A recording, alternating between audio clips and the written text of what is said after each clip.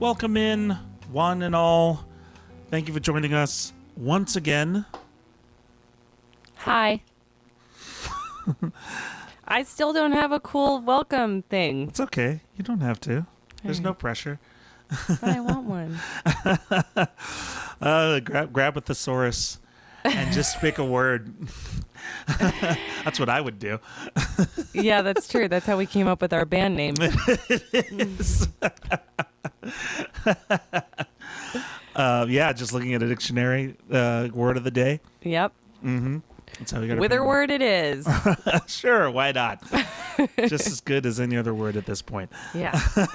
Not taken. No, not taken. Welcome, everybody, to Crimes Against Folk. I'm Edward Williams. I'm Ashley E. Norton. And we are very excited to bring you this podcast today, live from our respective places in California and Arizona. We're thankful that we're able to do this through certain technologies like Jamulus and OBS and Restream that help us put this all together. And, of course, a big thank you to everybody who tunes in and listens. We really appreciate that. Thank you. We do. So a couple of things before we get started. One is we have a Patreon. It's open, it's live, it's going. So you can go to patreon.com/crimesagainstfolk and check out what we've got there. We have 5 different tiers that you can sign up for. And so we'll talk about it a little bit more later on in the show. But we just want to let you know that it is live. You can sign up for it now. You won't get charged until October 1st. And that's when we're going to start doing some of the extra things like the bonus concert before the show, if you've signed up for that, and other like extended Q&As, that sort of thing. That won't start until October. So you can sign up now and choose your tier and see any posts that we post along the way. Before then. And just to remind you guys, it is just a once a month monthly charge that you'll just automatically get taken out of your account until you don't want to do it anymore, and you can hit cancel at any time. And we know a lot of you are already donating to our PayPal and our Venmo and Cash for little tips throughout each episode. So if you'd rather just stay on that path, that's definitely fine. But we do encourage you to go to Patreon and do a monthly pledge instead, or additional too, because you will get the bonus features that you're not going to receive otherwise, like the bonus concert that's going to happen 30 minutes before our show on Sunday. That is a Patreon only thing, and that's only the $10 a month tier. So and not or a even week. 5. Yeah, what? Even at 5, you can get that. So. Oh, it's even at 5? Mm-hmm. Well, there you go. I don't remember anything. What a boggin. That was a terrible accent. I don't even know. What was that? I don't know.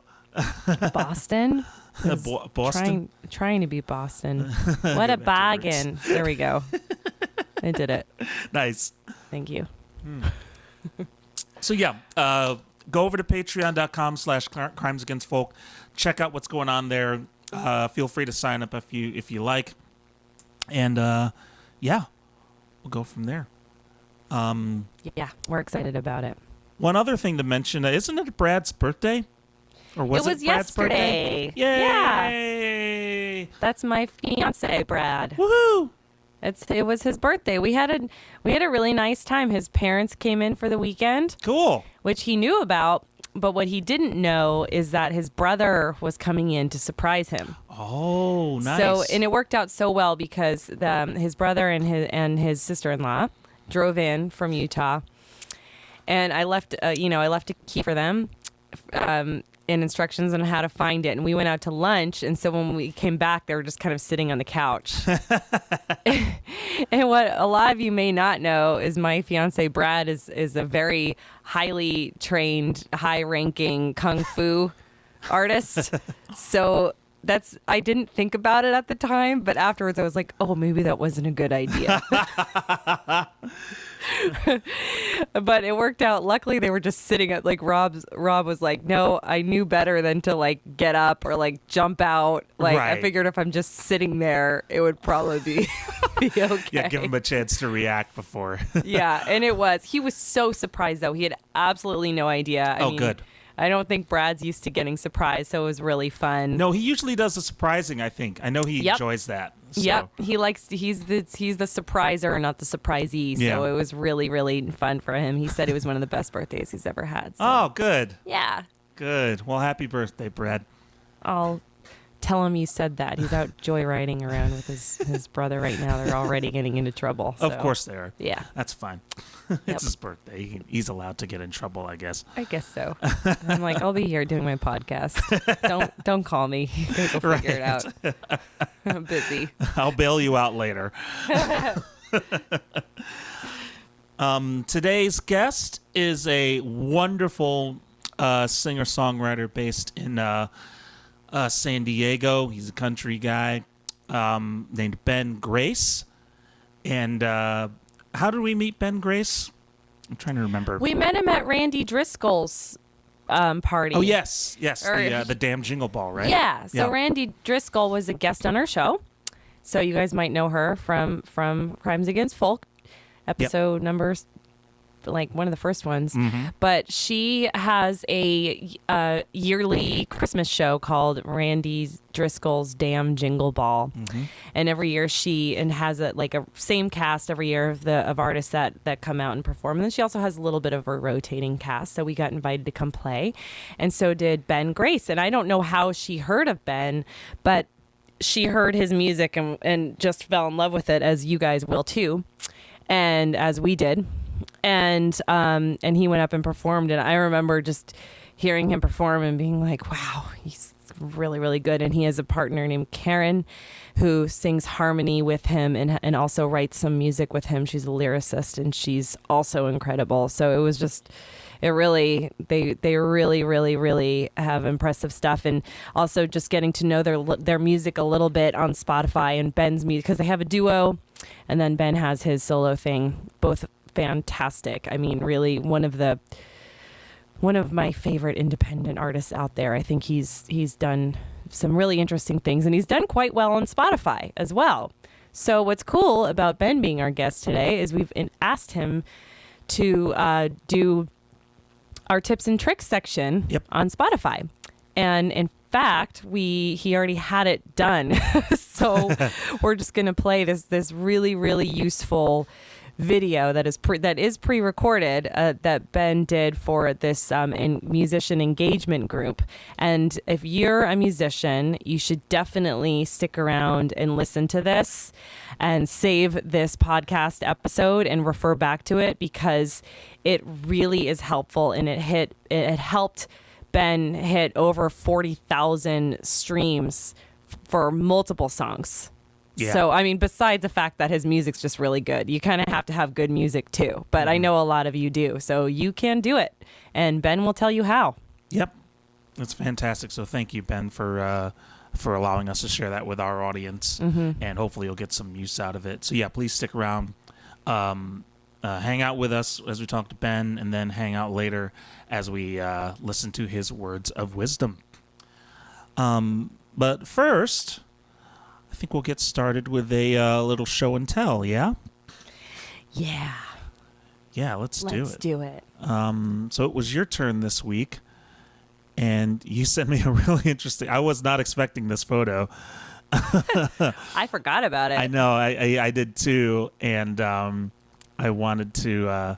I'm really... This is a really interesting story, so I'll throw the photo up here.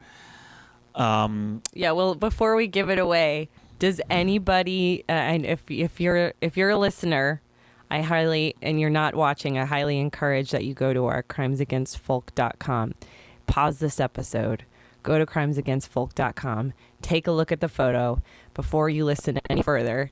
See if you can recognize who that is. In the center. In the middle. Yeah. You won't know the one on the end. That's actually my ex-boyfriend. Yeah. So I considered cropping him out, but I decided just to go for it. Well, he's kind of a part of the story. So. That's true. He is. So we'll just pause. Any guesses? Anybody? Let me look in the chat. I had no idea who it was. So Nobody did. And it's a very big star. And I got reminded, it's a movie star, and I was reminded of this photo this weekend because we were actually watching the movie. Kind of Brad just put it on at random, and I was like, oh, I have a funny story about this actor. And I told them, that's why I was like, oh, I have to tell this story on Crimes Against Folk this week. Well, I'm glad you had photos still in your... Yeah, I took a little bit of a hunt. Yeah. It was I think I found it on Facebook. Okay. I did a search for Comic-Con Witherword, and it came up, and I was like, aha! Right. Okay, well, what's the story behind this then? All right, so Ed and I got to play at Comic-Con Denver twice, which was really cool. We moved to Denver for maybe 8 months back in 2015. And we got to know that music scene a little bit, and we kind of we submitted our music to Denver Comic Con, and they said, "Yeah, come play. We'd love to have you." They have a really cool stage there, and so we did. And the first, I believe this was the first year. Yeah, I think it was. Yeah, because the next year we weren't living there anymore, but we happened to kind of just pass through and work it into our tour. But the first year we were living there, so it was pretty easy to go. And it was so cool because, you were walking around, you get to see all the different costumes. And I think, Ed and I are kind of similar. We're not really cosplayers. We don't dress up, but we both really enjoy watching it. Yeah. The cosplayer, like there's some really, really cool stuff out there. And it's incredible. yeah, it's so fun to see. So to be at Comic-Con and see this and just walk around and get this experience was really cool. And so we were setting up for our stage. I think we did our sound check. We took our guitars, we finished our show. It was like a 45-minute set. And we made some pretty good fans, actually. Some of them still follow us. And we packed up our guitars, and we wanted to put them in the safe room so we could walk around the Comic-Con floor a little bit. So they lead us over to the safe room. And as we're walking in, a guy walks out and holds the door. And my ex, his name is Pat, he goes, "Wyatt?" and he goes, "Are you Wyatt? Like from Weird Science?" And this guy, and I was like, "What? How that's so random." And the guy stops and goes, "Yes, I am Wyatt from Weird Science, and I'm not kidding you. You were the first person to recognize me in probably 20 years." Oh man. So to me, it's remarkable. I can't. Oh man, we should try and throw up an old photo of Weird Science. But if you guys know the movie as well as I do, you'll know that you might agree with me that he looks nothing like he did.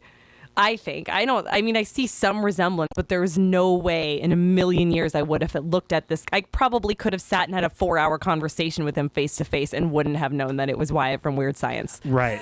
Yeah, same. Yeah, but it was him. And I guess he stopped and he talked to us for a little while. There was some kind of Weird Science reunion happening at Comic-Con, which is why he was there. And he's not an actor. Anymore. He did Weird Science, and I think he said he did one more movie, and he just didn't really love it. He wasn't like he didn't catch the bug, so it was kind of like something he did, and then it was over. And I believe he became an English professor or something, or is some kind of professor. I think it's English, and he's teaching at one of the colleges in California. And he said, every once in a while, like someone will figure it out. But like one of his students or something, but nobody has recognized him in 20 years. Except Pat. We just couldn't believe it. For reference, here is a photo of him now, or back in the movie, for Weird Science. So again, it was remarkable that Pat recognized him. I mean, he does kind of look like him. If you're so familiar with that movie, if you're a real big fan of it and you're so familiar and you've seen his face so many times, I can see where, you can tell. I mean, he kind of has almost the same haircut too, from the photo that I just showed. So, I kind of get it, but it's something only a really big Weird Science fan would recognize. Yeah, and I mean it's not like we knew Weird Science was going to be there. It's not like we were expecting to see this cast also. So there was absolutely no clue except for he just literally the guy held the door open and he was like, Wyatt? So weird. But he was nice and let us take a picture of him, and we have that story, which is one of the reasons I love this podcast so much, because we forget about these stories. Oh yeah, I totally forgot about it. And then you sent that photo. I'm like, oh yeah, I remember that. It's nice to relive them because we have a lot of them from the road, and this is definitely one of the good ones. Well, we don't get to go to conventions very often, and Denver Comic-Con was actually pretty fun. Yeah. There was a lot. I remember I had there was a guy there. It was either the first or second year we went, and there was a guy there that he was wearing Jedi robes, and on his back was a base, and it was a base that was designed to look like an X-wing. It was a working base. Wow. And everything, but it looked like it was designed like an X-wing. I'm like, that's the coolest thing I've ever seen. I took a picture and immediately sent it to Ethan. Oh, nice. Because that's kind of what I do. If I find weird bases out in the wild, I'll immediately take a picture and send them to Ethan. Oh, do you? Oh, yeah. That's so funny. All the time. Yeah, but Ethan is a good friend of ours, amazing bass player, Ethan Newman. So. That's just one of the many, many cool things we would see at Denver Comic-Con, and apparently stars from Weird Science as well. One of my favorites is there was a big group of that was dressed up as all the Disney princesses, except they were all men. Oh, that's right. Yeah, like full beards and everything, but the Jasmine and the gender flipped princesses. Yeah, it was really cool, and all kinds of stormtroopers, and I mean these costumes are incredible. Yeah. Some of them you're like, you should be making costumes for Hollywood or something because that's impressive. Yeah, it's really fun what that scene has grown into now, and you see that's mostly where you'll see it is a lot of the Comic-Cons around the country is where those people will be. I remember from that show too, I think there was a webcomic artist there who I think was a traditional comic artist, but he did this, I have to remember the name of the comic, but he did this comic that I was just absolutely obsessed with at the time, and he was there. I think his name is Ramon Perez or something, but he was there. Wow. I recognized his art immediately. I'm like, oh my God, what, you're here in Denver? Yeah, he's like, yeah, it's Comic-Con. Yeah, exactly. Or what about our album art? Oh yeah, we connected with Mariah Hummer. Yeah, and that's how, because I follow. I don't know how, but somehow I made a Twitter friend, and Paul? which is Paul. Yeah, Paul I met on Twitter. I think he followed me first, or Witherword or something. Yeah. And which I'm not very active on Twitter. So he's very active on Twitter. So he followed us, and then he saw that we tweeted about being at Comic-Con. And he said, "I'm here. Come by booth, blah, blah, blah." And so we came by booth, blah, blah, blah. And there he was with was it his wife at the time? I believe so. And she was this amazing comic book artist. Oh, man. Her stuff is amazing. Like, it's everything about it. First of all, she's an incredible artist, but also her subject was basically roller derby. Like roller derby superheroes. Which is so cool. Yeah. And we loved it. So we bought her comic and she signed it for us. And we asked her if she's ever done album art. And she said, "No, but I'd like to try." So we stayed in contact with her. And when we were making our EP, Clockwork Heart, we thought that would be perfect to have kind of a comic style album cover. And if you're familiar with if you're not familiar with Clockwork Heart, there's a very easy way to find it. It's all over anything you listen to. Look up Witherword, Clockwork Heart, and you'll see her album cover that she did for it. And I don't even think we had any revisions. She sent it to us. She's like, "What do you think?" We're like, "Perfect. Yeah. I love it." And everyone thinks it's me, but it's not. Yeah. I think they just thought it was you. Yeah. Yeah, only because it's a woman. Yeah. I don't think it looks anything like. Yeah, Flat Track Furies is the name of her comic book. It's really, I still really have cool. the one issue of it somewhere in my storage, I think, in my bin. Yeah, it'd be cool to find that. I think I have mine somewhere too. Yeah, she's super cool. Yeah. I believe she competed too. I have a feeling she competed in a roller derby as well. I think she did. So. Yeah, they're a really cool couple. We stayed in contact with them and seen them. They'll pop into a show every once in a while. They actually live in Colorado. And they have a kid now. Yeah. I remember that. I think one of the last times we played at High Hops, Paul stopped by. Yep. With their kid. Yep. Yeah, and which was funny because we're like, "You have a kid?" Yeah. But yeah, Comic-Con, the gift that just keeps on giving. Yeah, that was a fun time. Yeah. So yeah, very awesome, very good memory. I was genuinely surprised to see that because I had completely forgotten about it. Yeah, you and me both. Until Brad popped on Weird Science. I couldn't wait. I was like, "Oh, I can't wait to tell this story and share it with Ed. He's gonna forget all about it." Yeah, I totally did. And then you said, I was like, "Yep, that's cool." All right, so we'll move on and show one of our vids. Yeah. This one's pretty cool. I believe this was this is from our first European or first UK tour. Yep. In 2017. And it was at what was the name of the place again? I'm sorry. It was in Hackney.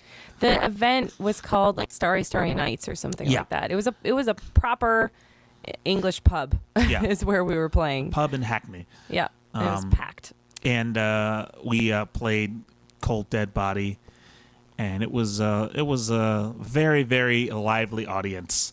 And that song's usually pretty good for a lively audience because it's kind of a country song. People love singing along with country songs.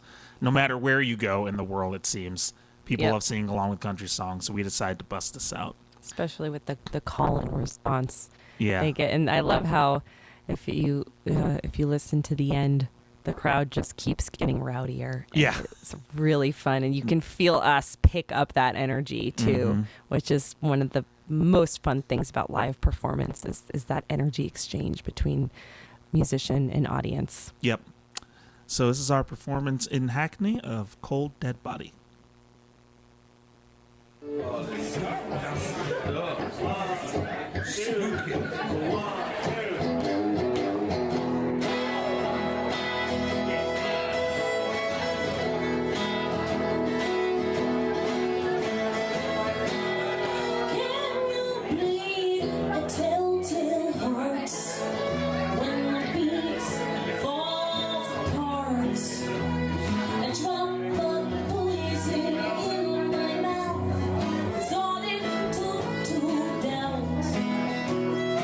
Since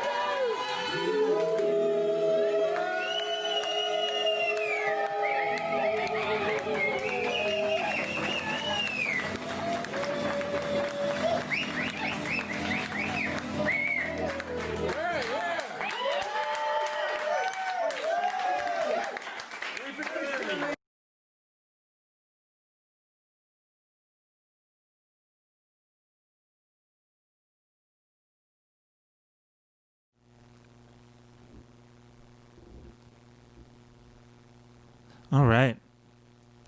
So that was our performance of Cold Dead Body in Hackney, UK, It was a really fun show. which was pretty. Yeah, it got pretty crazy at the end there. It's just pretty funny. It was a weird night too. That was a very weird night. Yeah, that was the night that there was a guy, and he gave us.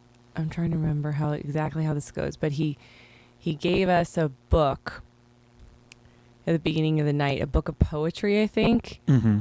And he was kind of like the known local coke dealer, Right. apparently. And he kept asking Stephanie and I if we wanted to do some coke with him, which we did not. And then I'm trying to remember exactly how it went, but there was a band that went on either before or after us that was really, really fun. We ended up hanging around with them for a while. And then I went downstairs to use the bathroom, and the Coke book dealer guy was down there, and he made some kind of proposition, a very inappropriate proposition for me to enter the bathroom with him and his cocaine, which I was very uninterested in. But it was very lewd. And one of the friends in the other band happened to walk downstairs right at that instant too, and he was like, "What'd you just say?" And he got so mad at the guy, and the guy ended up just kind of running off. Nice. And it was I was like, oh, okay, well, that was good timing. Yeah. But it was weird. It was funny, and everyone was really.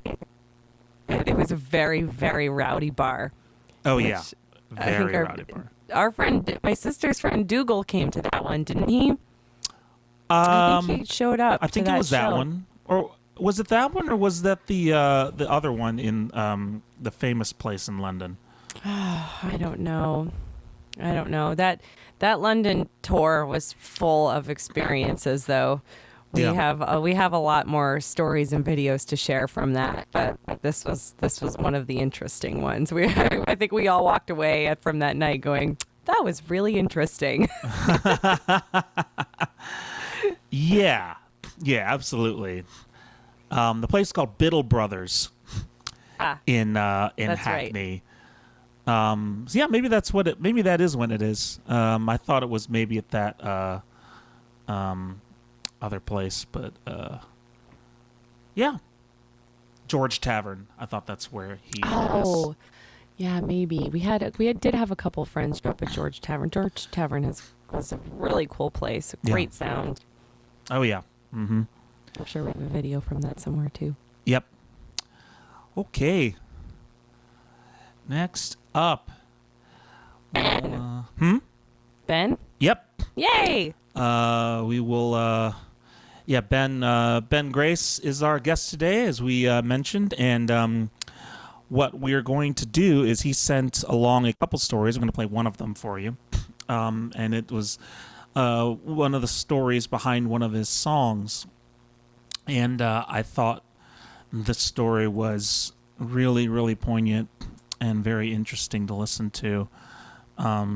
So I hope that you will find it very illuminating as well. So this is Ben Grace's story that he shared with us today. Hope you enjoy it. Zan was one of those people, and we just talked, and she shared her story, and I shared my story, and she just said to me, looking in the face, and was just like, hey, if you need anything, you call me. She's like, if you need a place to work, if you need some money, you call me. And so I got back off tour, and it all went belly up, in New York, and I called her, and she had me for like a month down in Texas, living on a ranch in Jacksboro, which is an hour northwest of Fort Worth, Texas. It's in the middle of nowhere, really. I think the town is 98% Republican. There's the largest women's jail in Texas is there in the county. It's fascinating place. And I lived on these two ranches by myself for a month. On the second ranch, they had this beautiful covered porch that was basically all it was all closed in because the insects are insane. So, but you could sit out at night and sit out on the porch and kind of, for me, there was only one corner of the porch where I actually could get some cell service. And so, Okay. I would have dinner and kind of spend some time by myself, and I was reading Barbara Brown Taylor's Learning to Walk in the Dark, which is an amazing book. I don't know if you read that, but it's insane. And I was reading that book, and then when I had this one little corner where I'd retreat to with a homemade margarita, and would sort of text some folks and kind of send updates to people. And I was working out a lot. Like I was running crazy. It was so hot in Texas. It was still like the heat of summer, like riding in 100-degree heat, And one night I'd come in after after running, and I'm just on the way to shower. I was just shedding clothes because I was just sweating. And I walked past the mirror, and I think there's something about the silence of the place because no one was. It was 5 miles from anywhere else. 5 miles from any, and I don't usually have music around the house when I'm kind of at home. I'm kind of lost in my own thoughts a lot of time. I think there was something about the quietness and the solitary nature of it, going from a city of 10 million people to a town of 5,000, and none of them anywhere near me. I walked past into the bathroom or past the mirror towards the shower, and I looked sideways and I caught a thought. Like I think I finally caught what I thought of myself, because I caught this thought of like, you're disgusting. And it just grabbed me that like that's how I think about myself. Like I just have such a low image of myself. And here I was trying to claw my way out of kind of just the mess that I thought I'd made, and claw this way out of this failure of this marriage and this failure of this church thing that I've been doing, and just all the self-loathing that I think was underpinned under all this theology I'd learnt, that was about how you're basically, you're a worm, you're worthless, all this sort of Calvinistic kind of stuff.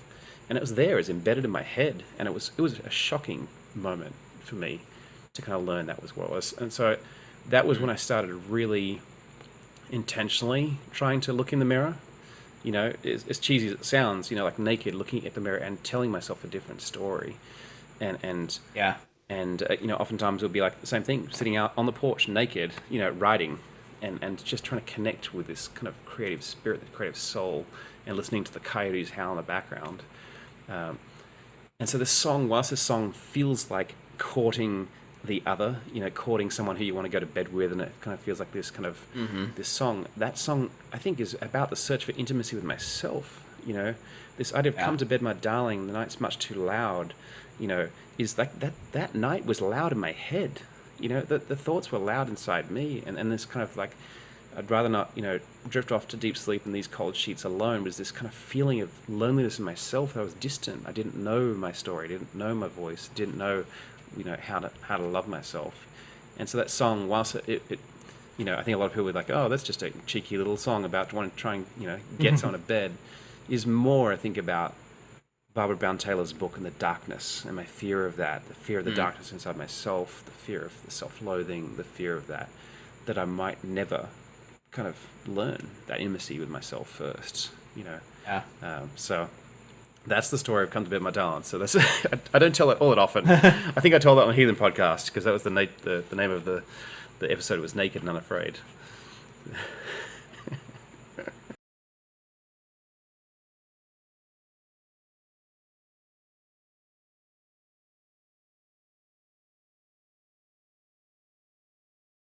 Here. Make sure I'm on. There I am. Okay. So that was a wonderful story from Ben Grace. Hope you got as much out of it as I did. And as it happens, we have Mr. Grace with us. So, hi, Ben. Hi, Ben. Hi. Good to see you. Even if it is over the internet, it's still very good to see you. Yeah. I really want to thank you for sharing that story. That was really wonderful.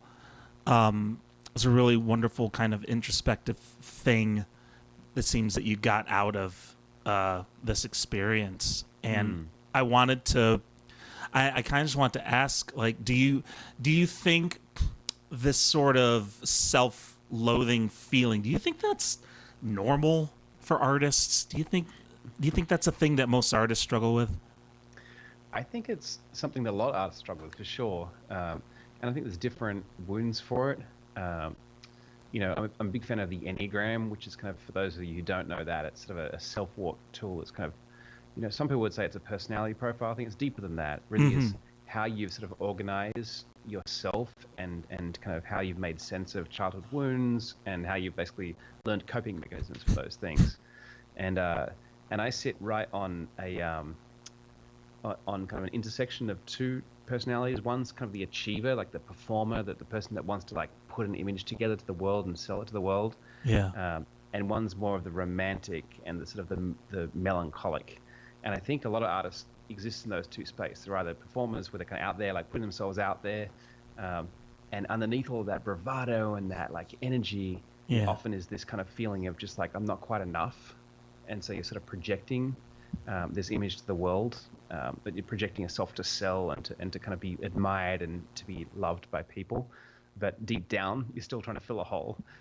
Or there's this sort of the romantic, melodramatic, which doesn't always necessarily care about kind of the way they're perceived out there in the world, but they feel like they're a special snowflake, that they're not like anybody else. Yeah. And they've been misunderstood, and they've been, this sort of, in their little dark corner, creating these beautiful things because of their kind of feeling that they're not right, they don't fit in, they don't kind of work with the world. So that's a massive overgeneralization. Not every artist falls into those two categories, but I think a lot of them do.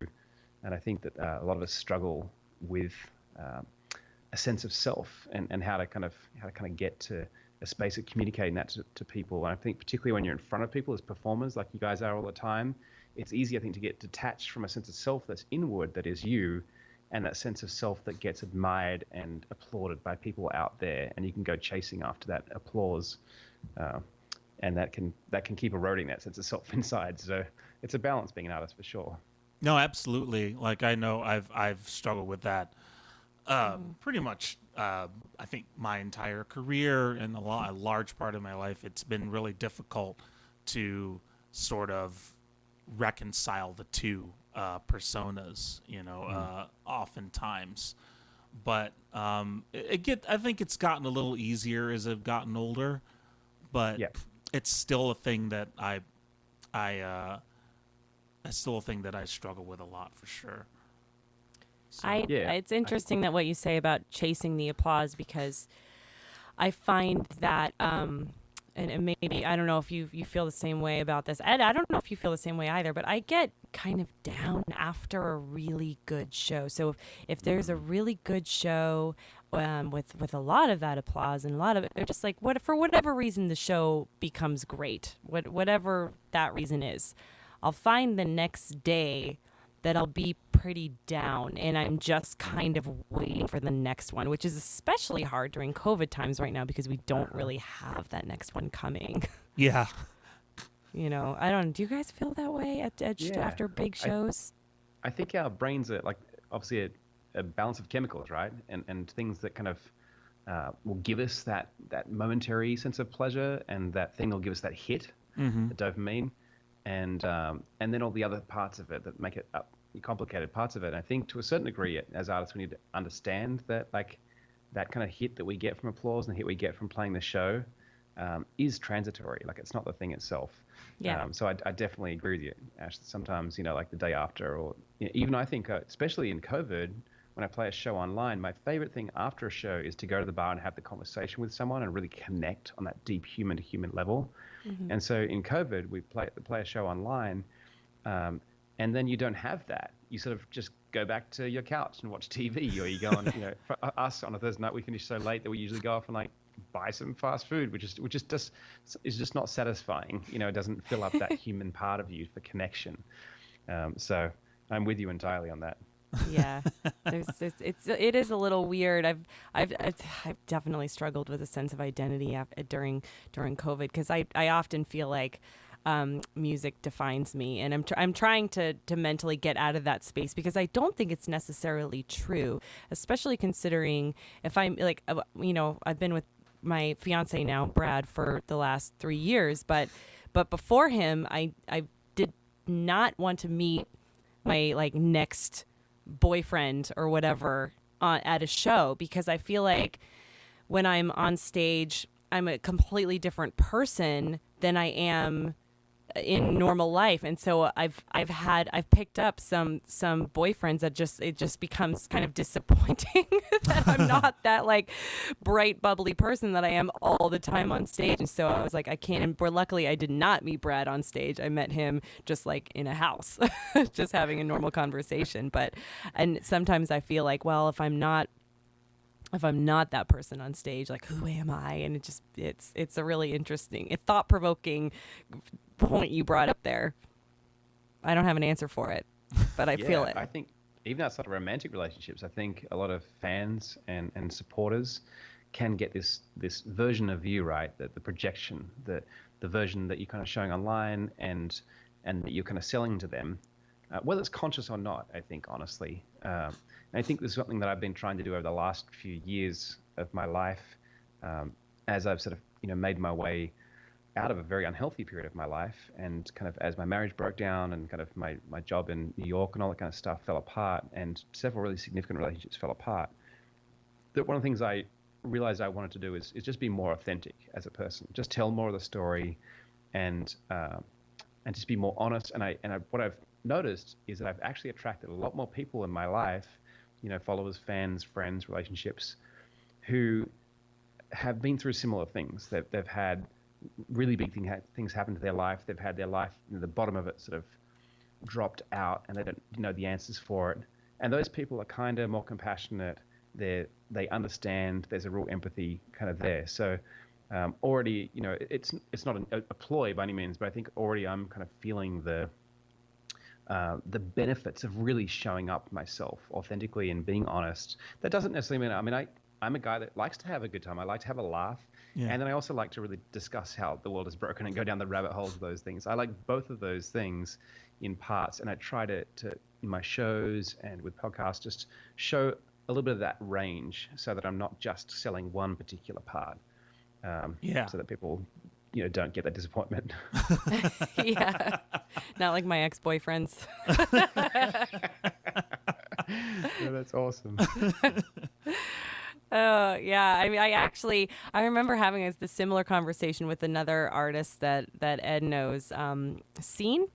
Oh, yeah. Yeah. Mm-hmm. She kind of said the same thing to me once. She goes, I will never meet another boyfriend when I'm performing on stage. She's like, I've only ever met them on stage. And then the minute we actually get into something real, they're very disappointed. Yeah. I was like, definitely, that's exactly how I feel. And I kind of took to that. But I mean, and that all that said, that's not to say, talking about authentic, like don't be mistaken. That is very authentic me on stage. Yeah, when that bright, bubbly, excited me is because that is how I'm feeling in that moment. 100% real. But there's also like that's a good point though. That's a distinction though that you make, because that's real you, that is you. But there's always something, like when people see you, they most often see something very different. It's really interesting, which is why, oh no, this is me on stage. But it's when people are seeing you, they are forming an entirely different image of you in their head regardless, which is always kind of interesting to me. I think it's not together all that different from when you first get into a relationship. The chemicals that are involved there, and the romance to begin with, and that first really magical period, it makes you act a certain way. And then, 9-12 months in, when some of those chemicals have worn off, there's that different side of you, and so I think to a certain degree, trying to kind of show all those different parts, I think, is important, because we are complicated, and we have both all of these kind of parts to us that are kind of moving and shifting all of the time. So I think it's easy these days, I think, to just project a lot. But I've never been on like Twitter, online dating. Well, yeah, that's right. Online dating, Twitter, like social media, like that you can present a version of yourself all of the time, and then curate it. You can put up something and I haven't done this either, but put up something, if it doesn't do well, you can take it down, delete it so that people don't see that something didn't do well. Like, it's fascinating to me how much control we have today over image. And I'm not sure all of that. Just watched the Social Dilemma yesterday, and there's a lot to be said for mental health in these days, because there's just a lot going on. And I think that psychologically, as humans, as a species, we haven't necessarily evolved and grown up to a point where we know what the long-term effects are of living in a world where social media is the prevalent thing. I have a comment that just came in from Carol Collins Smith, and I think it's really, really poignant, so I'm going to read it. And Carol says, "It's a very strange way of being. It is an incredibly intimate thing to share music you've written, but the persona that presents that music is only one side of you." And that's so true. I mean, I've been thinking, I have a dear friend who's a musician that will remain nameless for this story, but this dear friend of mine I know has multiple levels of this person's personality, and it's kind of what makes this person, right? I'm trying not to give this person a gender because I want to keep it very, very, very unknown. But I remember one time watching this person perform, and someone in the audience said, "Are you just this happy all the time?" And this person said, "Pretty much." And I was sitting there thinking, but I know that's not true. Right. And don't you know that's not true also? So I don't know. I think maybe the "pretty much" was kind of an answer in the moment, right? Yeah. But I prefer your approach, Ben, of like wanting to show the authentic sides of things, especially when you're relating to an audience, because it is that's exactly what you're trying to do when you perform music, right? You're trying to perform something that your audience is going to relate to, and no one person is one way and one feeling all the time. So I think it's nice to show that there's different levels to your personality, and that's okay, and you can relate to that. And I think if your audience is picking up on that roller coaster ride, I think you've done a good job. Yeah, I mean, obviously, literally what we do, right, as musicians is we're on a pedestal on stage. And I think that gives us an opportunity to people to perceive us differently as other, or particularly I think people who are interested in your music, who are interested in kind of that relationship, often can put you into a different space. Like, I've had a really close friend of me, say to me as I was exiting New York and in a really awful situation in my life, she said to me, "Look, I know that you're human deep down. I know that on some cerebral level." But she said, "For better or for worse, because I respect you so much as a person, because I think you're such an incredible human being, I expected more from you. I expected better."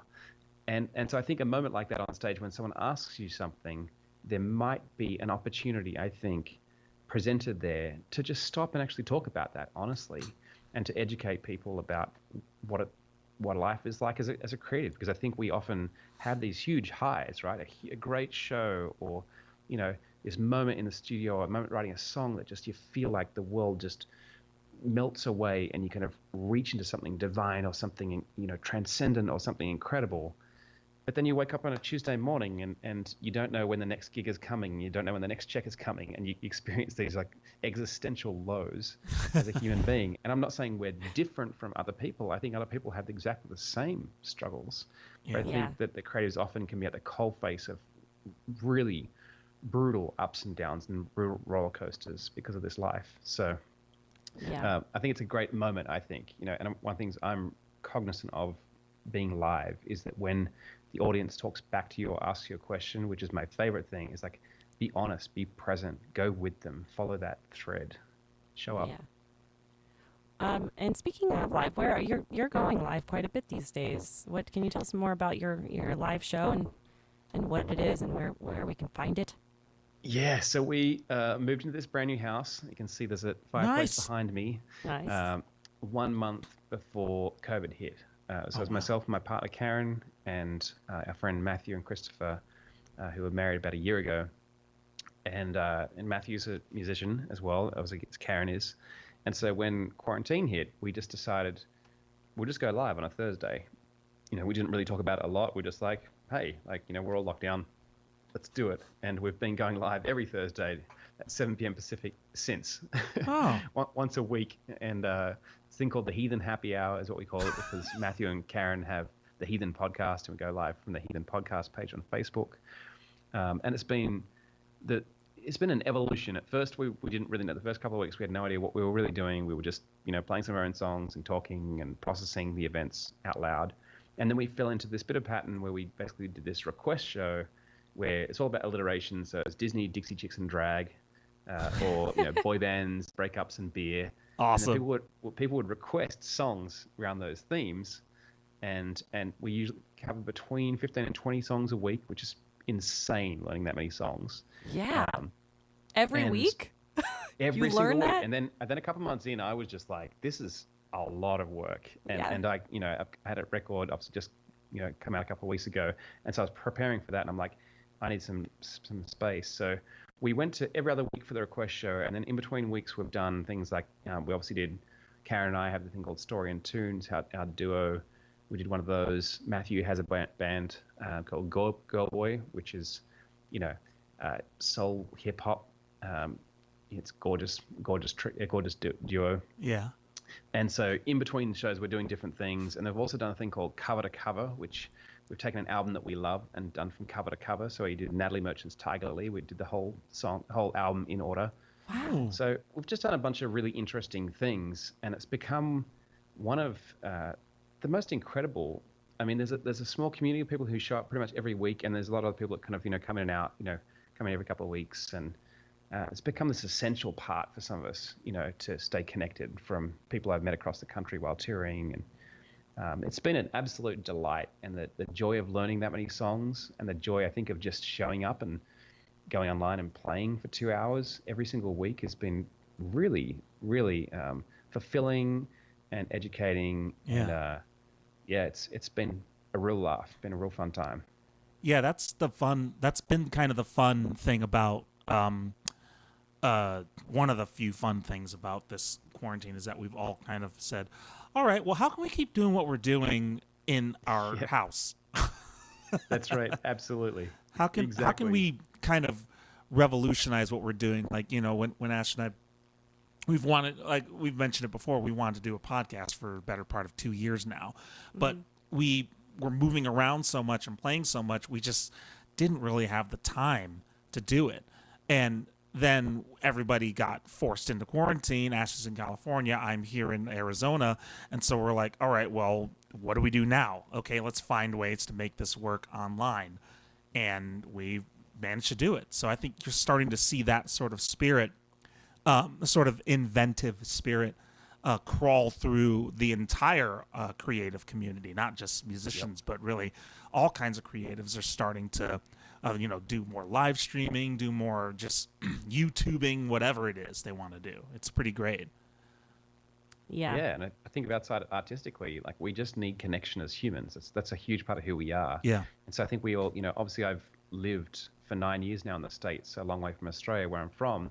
And so I've had to adapt. I used to hate electronic communication, but I had to adapt in order to stay in touch with friends and family and folks back in Australia. Yeah. And then as I started touring around America, and I went through 38 different states in 8 years. There's a lot of people you used to get in touch with, and then you've just got to try and stay in touch with them. And so I've been very comfortable, I think, with digital communication for a while, but a lot of people find it hard, and it is a tricky thing. Like, how do you get past? Like right now as we talk, there's a slight lag, so I'm watching you and all that kind of stuff. But how do I still see you, and how do I still focus on you, as a human, and feel that connection, despite the fact that we've got to go through the trickery of technology. So all of us as a species, I think, need to learn and adapt in these times. And I think for a lot of, I've watched a lot of artists, particularly here in San Diego, who the pandemic hit and they've kind of moved out of state. A lot of them dropped off the radar entirely and stopped doing music. And I'm like, that's a shame, like, we need, to maintain communities and connection in this period. And I know how hard it is. I absolutely know that. I'm I don't want to judge anyone who really is having a tough time, because obviously a lot of us, as we've talked about at the front of this, have troubles with mental health, and this is a hard period to look after yourself. But I think part of the mental health thing is for me anyway, is showing up to my communities, and is to letting them hold me, that I don't have all the answers here. It's a two-way street. That's what I love about Heathen Happy Hour.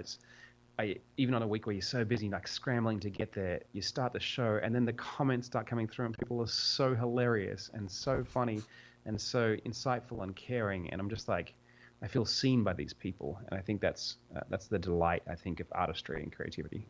Yeah, absolutely. I think you've really done it right. I mean, I understand. I'm with you. It's hard to really judge or really know what someone is dealing with during these times, and everybody's feeling something a little bit different.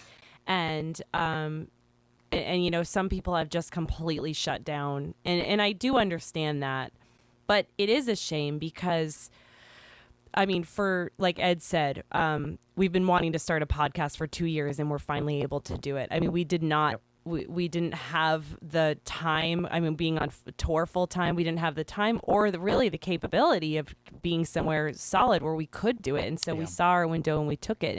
And you doing all these cool shows. And I can't believe you're playing all these albums back to back, because let me tell you something. We've tried that once, and it was a lot of work, and we've never done it again. So the fact that you're doing that regularly is very impressive to me. Well, we've only done it once so far, but we are actually coming up this Thursday night. Will be all of Katy Perry's Teenage Dream. Nice. We just love that record, and we thought it'd be fun because obviously it's the three of us. Well, the first one, Natalie Merchant, it was just Matthew and I. We're just the fans of that, and Karen didn't know the record very well at all, so she set out for that night. But even then, between three people and a piano and acoustic guitar, it's very folky. And so we wanted to take on like a pop record like Katy Perry's, and do pull it apart and kind of do it our way and put it back together again. So we've got that, and then I can't remember when it is next planned, but I think about a month from now we're also going to do Maroon 5's first record, Songs About Jane, because both that Katy Perry record and that Maroon 5 record had like 6 or 7 singles off it, like massive monster records. So the songs are familiar, people will know them, even though we might do the songs in a different kind of way, the way Ryan Adams pulled apart Taylor Swift's 1989 and put it back together differently. So I think part of the joy, I think, for me, and I've spent honestly my whole career I did not want to be in a covers band. I spent 20 years resisting that. But I think, because I do love music though, I think right now the joy of really learning some songs and artist repertoire and being like, oh man, I've never tried that particular trick in songwriting before. Never thought about using that progression. I've never thought about the way the melody falls like this and kind of where it falls in my voice. And so a lot of that I think is helping me to reimagine my own creativity as well. Well, and it's different too, doing, just picking kind of your favorite songs or taking a top 40 list or something. It's one thing to do that, but it's another to take an entire album and do it all the way through, because you'll do an album that maybe has 3 or 4 or 5 singles on it, but then there's all the other songs that you probably have never heard before. And then those songs become maybe those songs, the B-sides and the rarities, are the ones that become your favorites and the ones that inspire you the most. I know that's certainly happened for me when I would hear songs on an album like I have never heard this song on the radio before, but this is my favorite song, So I think taking an album is, I would say, a little bit more instructive, because you get to hear the songs that the publishers maybe didn't think were good enough for radio. And radio and top 40 is one thing.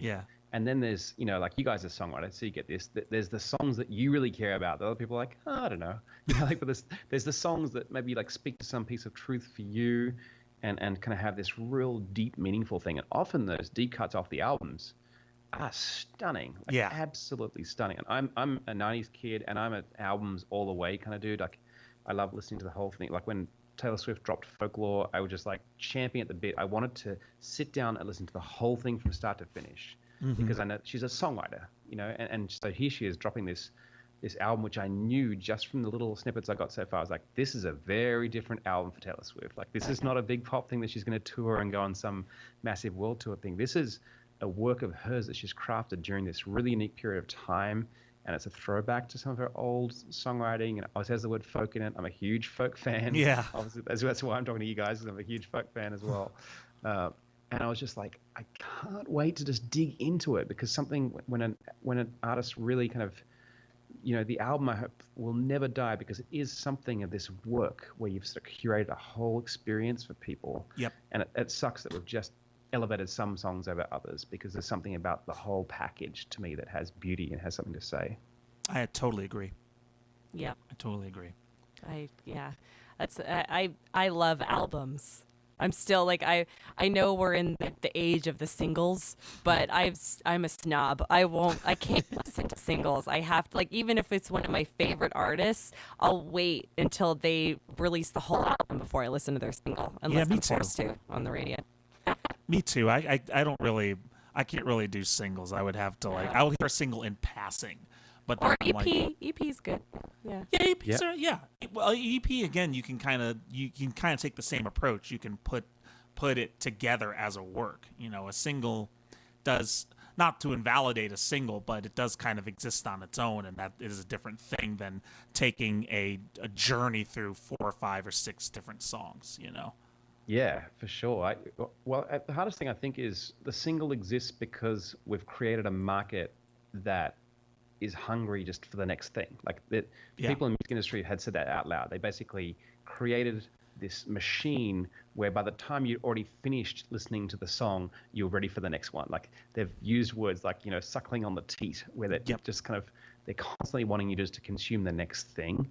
And I think that's part of the single kind of problem. I mean, obviously, there's great songs that break through that and really kind of go on to sort of shape imagination. I'm thinking about, Gautier's Somebody That I Used to Know, which was one of the biggest singles, I think, of the last, 10, 15 years. Yeah. Just massive success. But it also happens to be like a stunning song that I think speaks in. I remember I saw him live, and he's Australian, in case you don't know that, by the way.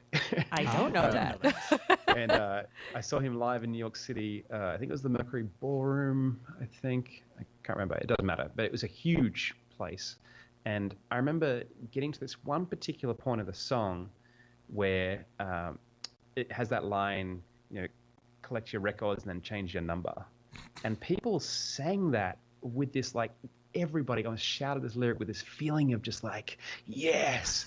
And you know that if you surveyed the whole crowd, that's a very specific breakup, right? Yeah. How many of them actually have had that breakup? Not many, but it doesn't matter, because there's something about the particular and the peculiar nature of that line that invokes in us that feeling of betrayal, that just twist that dagger that we know inside our soul.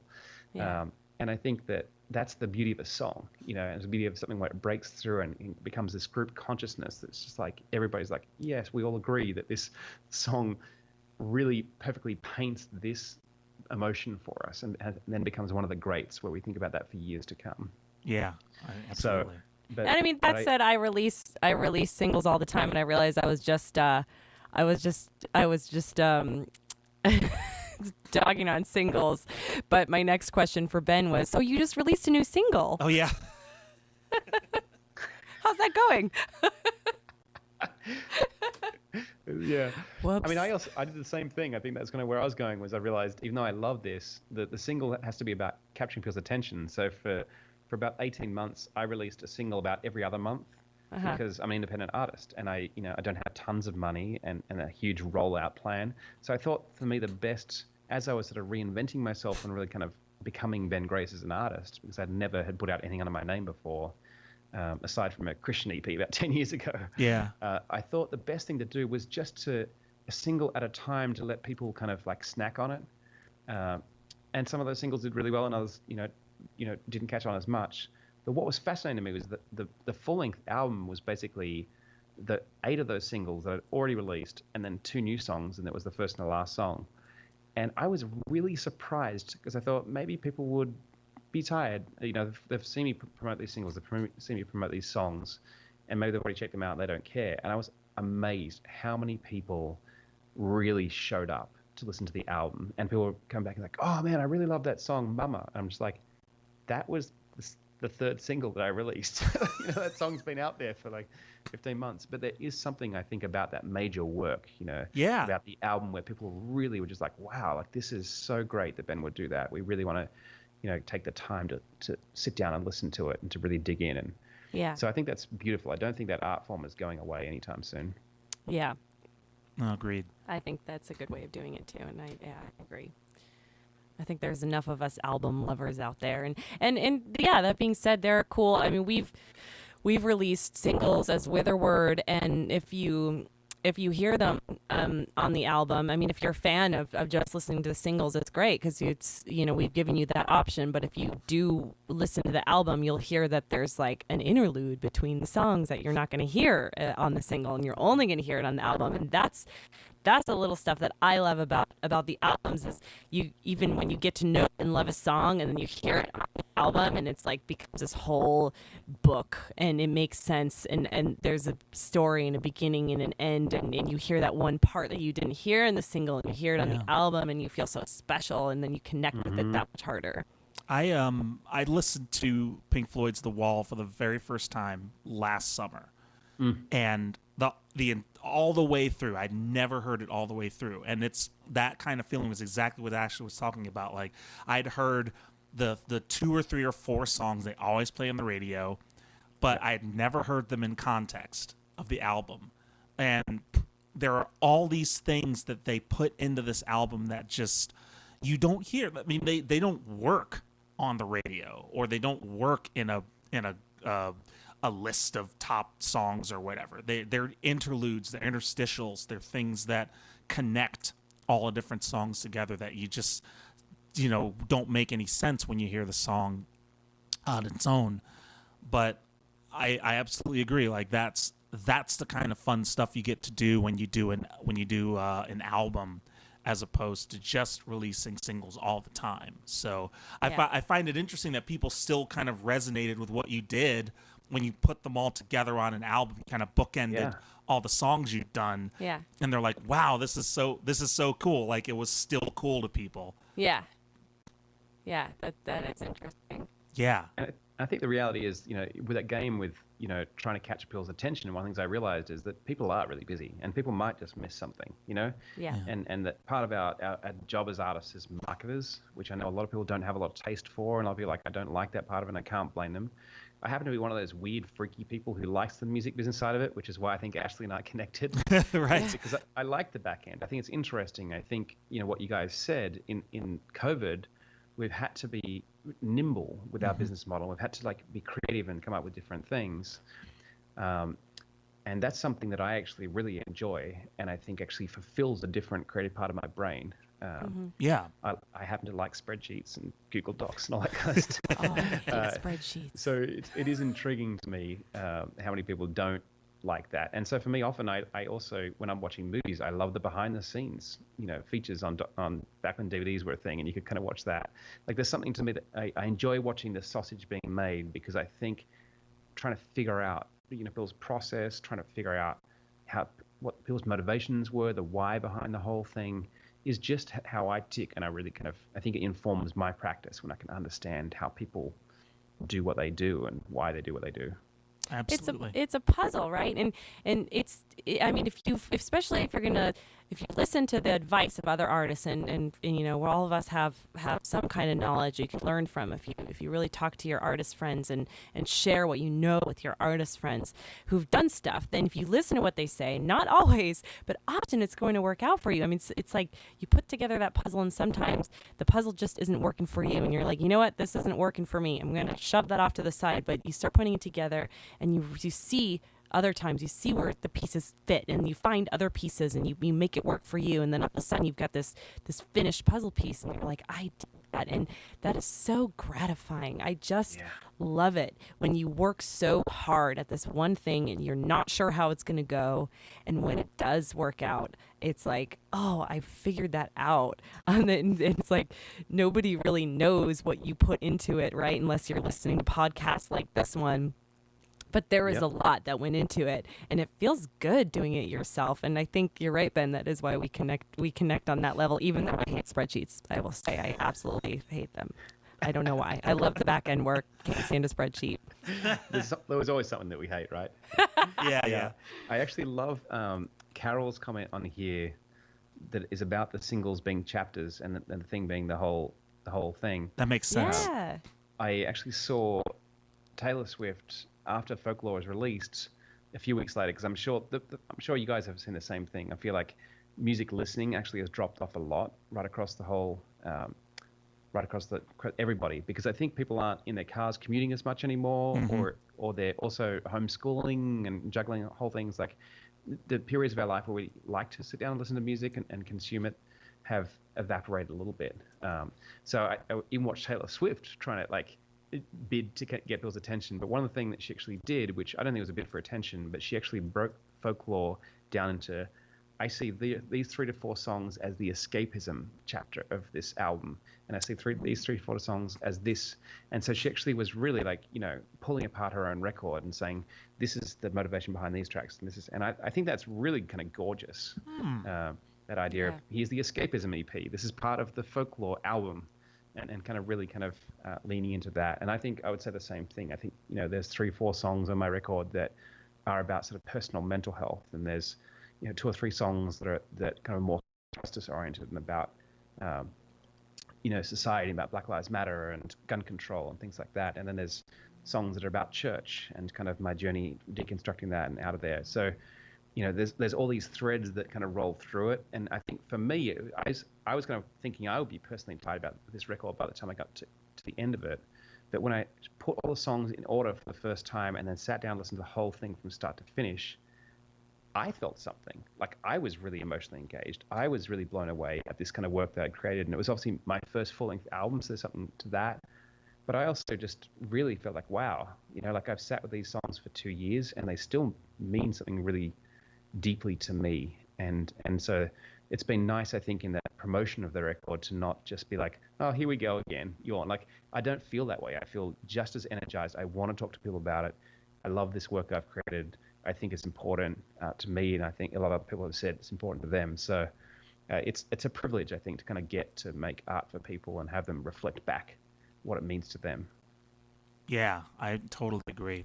That is a funny thing, isn't it? When you hear, you may have an idea or two about what a song is about, and then you hear someone talk about your song back to you, and they have a completely different take on it that it applies to them. That's one of the things I like most. Honestly, I like most about music is that it's still 100% yours, and it's 100% somebody else's at the same time, which is not true for some forms, or some things in life. But it's, it has a complete meaning to you and a complete meaning to somebody else and the person next to them, and they're all valid. They all are meaningful in some way. So. Yeah, I love it. I don't know if you guys have had this when you're going to get off stage and someone comes up to you and they're like, oh man, I really like that song you sang about that. And then they start telling you and you're like, I think I know the song you're talking about. That wasn't quite to the point. Like I have a song called An Eye for an Eye, which is very, like it's a gun control. It's basically the lyrics in the chorus, like, beat our swords into plowshares and melt down all the guns. And I played it in Nashville, Tennessee, and I had this person come up to me and start talking, and I thought she was agreeing with it. She's like, I really love that song, and it really meant this to me. Then turned out she was Republican who loved her guns, and the conversation veered off into this other thing. She was still like complimenting you, saying like, I really liked what you said about that song. And it's just like, oh, okay, I think you might have missed the point, but that's okay too. Yeah, I think that's the thing. Like she saw it. And that's the thing about playing songs is there's always a transmitter and a receiver, and the two, the receiver may receive it differently than it was transmitted. That's kind of how it is, Yeah, and I guess, you know what? I mean, we're performing it and we're putting it out there, and at that point it does, Ed, that was really profound. Like, it does kind of become somebody else's too, and I hope it does. I'm creating it and I'm putting it out there, and then, like, yeah, you said it too, Ben, like whatever it means to you at that point, it's yours. And and I mean, I have albums. I mean, I know we're talking about Taylor Swift a lot, but I have a couple of her older albums that, I mean, I was going through like a breakup at the time, and like, to me, every single song on that album she was singing about my life, which was obviously not the case, but that's what it became to me. Yeah. Even the different names, I was like, she doesn't mean this name, she means this name. It's my song. That's right. Clearly. That's so funny. Yeah. So we all get Awesome. to, even as musicians, we have that as well. And so Absolutely. if I love having that, and I want other people to have that too. Oh yeah, I mean, I the reason why I love certain albums is I feel like certain albums have altered the course of my life, and that's not rhetoric. Like, I literally, Paramore's Riot broke up a band I was in because I was so in love with that record, and the other people in the band didn't really get it, and I was just like, you don't understand, like, there's something about this I want to get to myself. I mean, it's just amazing how powerful music can be, to kind of, for you to interpret it this kind of way and take ownership over it. And yeah, it's an incredible tool. Yeah, absolutely. Well, we just have time for one more question for you, and this is a wonderful conversation. Thank you so much for Yeah. joining us. This is pleasure. really We're fantastic. so thrilled. And we asked this of everybody, and so we wanted to get your take on it. If you could have any superpower in existence or non-existence, what would it be? And you don't have to be limited by your comic book knowledge. You don't, just anything you You want. can make it up, or it could be existing. Yeah. Just go for it.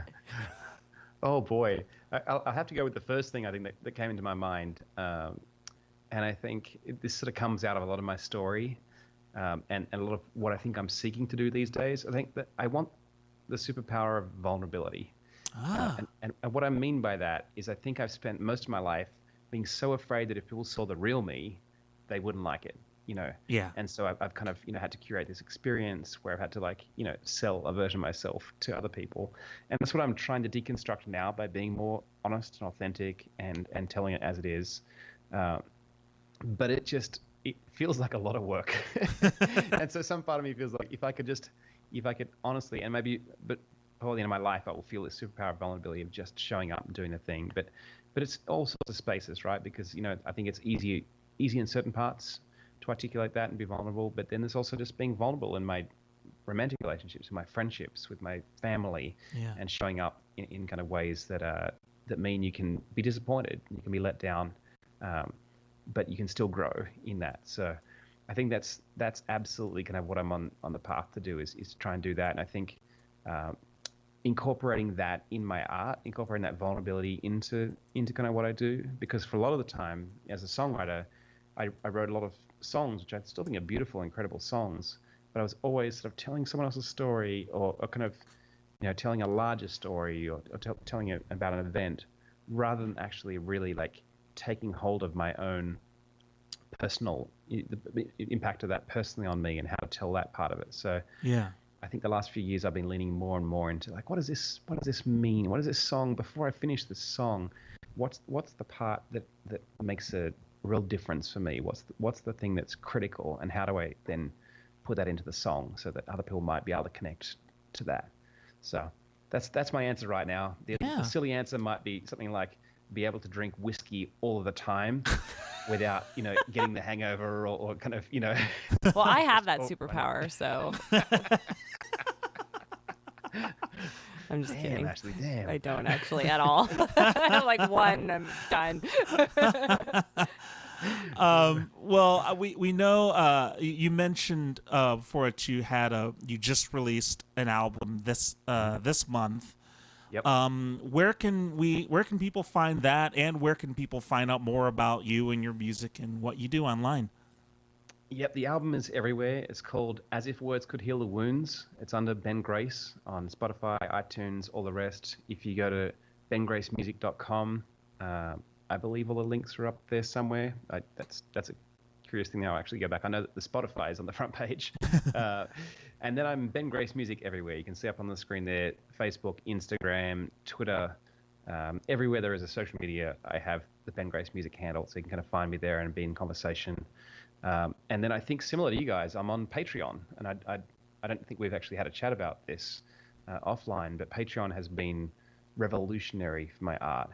Oh, great! So this is a community of people who come with me on this journey and who kind of give back to me every single month, so that I can actually continue to make music and keep releasing music. So it's the same thing there, patreon.com/Ben Grace Music. If you want to come along and be part of that and kind of get some exclusive content and hear all the singles and everything else I'm releasing, or the demos I'm writing before anyone else gets to hear them, that's an amazing way to stay in touch. Awesome. I'm glad to hear that Patreon's been working out for you. Yeah, we just launched one for this podcast, so we're hoping to kind of get some traction on that and get people start to build up a bigger community of folks than we that are kind of hopefully uniting around this podcast and allow us to keep creating it. So I'm really thrilled that it's been working out for you, because I've noticed when I was looking through, musicians are not. It's not a common thing on Patreon for musicians to make a decent amount of money, just because of how people consume music nowadays. That's so right. when I hear people who are doing well on Patreon, musicians doing well on Patreon, I'm always really thrilled to hear that. So yeah, I think it's fantastic, and I think it's the way when you think about anything, right? Netflix, Hulu, Spotify, it's all this monthly subscription based. So it makes sense that artists, I think, would go into that realm too. Mm-hmm. And honestly, for those people who are like, oh, that's a weird idea. Patronage is how the arts have been funded for hundreds of centuries. years. Yeah. So this is not a new idea. It's only really kind of the rise of the huge music business of the 80s that turned record companies into the kind of these. They were basically the patrons of the arts, and then they were only patronizing a few, really in kind of the scope of it. So I think it's fantastic. I'm glad you guys are on there. I'm really, I'm hoping to kind of, that we can kind of journey alongside each other and learn about Patreon, because I think it's a fascinating thing. I've got a lot of friends who've got on there and who are doing really great things. So awesome. Yeah, I think if we're really trying to shift, because I know everyone's kind of on the PayPal and the Venmo and Cash app tipping bandwagon, but what's great about Patreon is it's a monthly pledge. It's as low as $5, $10. You can go higher from there. You can really pledge whatever you want, but it's just a monthly thing. And most everyone is of regular fans are so generous anyway. And this is a great way to kind of bring it into the community, and then you get all your bonus features and things like that. So you guys should definitely, all fans that are listening to this right now, all musicians and creators in general are really pushing this Patreon thing. If you haven't checked it out yet, Ben is on there. I dropped his link in the chat. I dropped the Crimes Against Folk Patreon link in the chat, so you can definitely check those out for just a little bit, and you get a lot out of it. Yeah, we're actually considering with Heathen Happy Hour deleting the virtual tip jar, like the Venmo, PayPal, and just saying to people, if you like this, just do the monthly thing. Yeah. Because it actually enables you to plan, I think, out and actually kind of look at things differently. Yeah. And I think the idea of, especially for us, we sort of started this on a whim, and like I said, there's the core folks who show up every single week. I think it gets tiring after a while. We're not even talking about the tip jar, but it just gets tiring, I think, for folks to do that, rather than be like, okay, I'm just going to roll in and going to do the monthly kind of gift, and then whether I get to request a song or whatever it is, is just kind of becomes part of it just becomes another kind of reward. It's not really, it just is what it is. Yeah. So Yeah. I think there's something about that being with you on the journey that I think people enjoy and kind of get a lot out of. I agree. Yeah, I agree. It's like a deeper level of connection that you have with your fans, which is something we're all looking for as an artist and a fan. So, Definitely. Yeah. Well said, Ben. Thank you.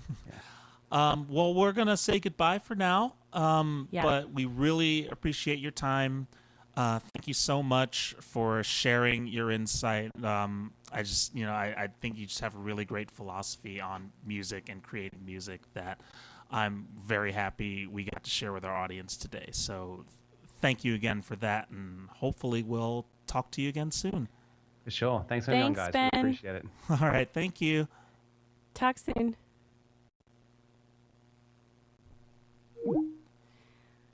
Wow, what an amazing conversation. Yeah. That went really deep.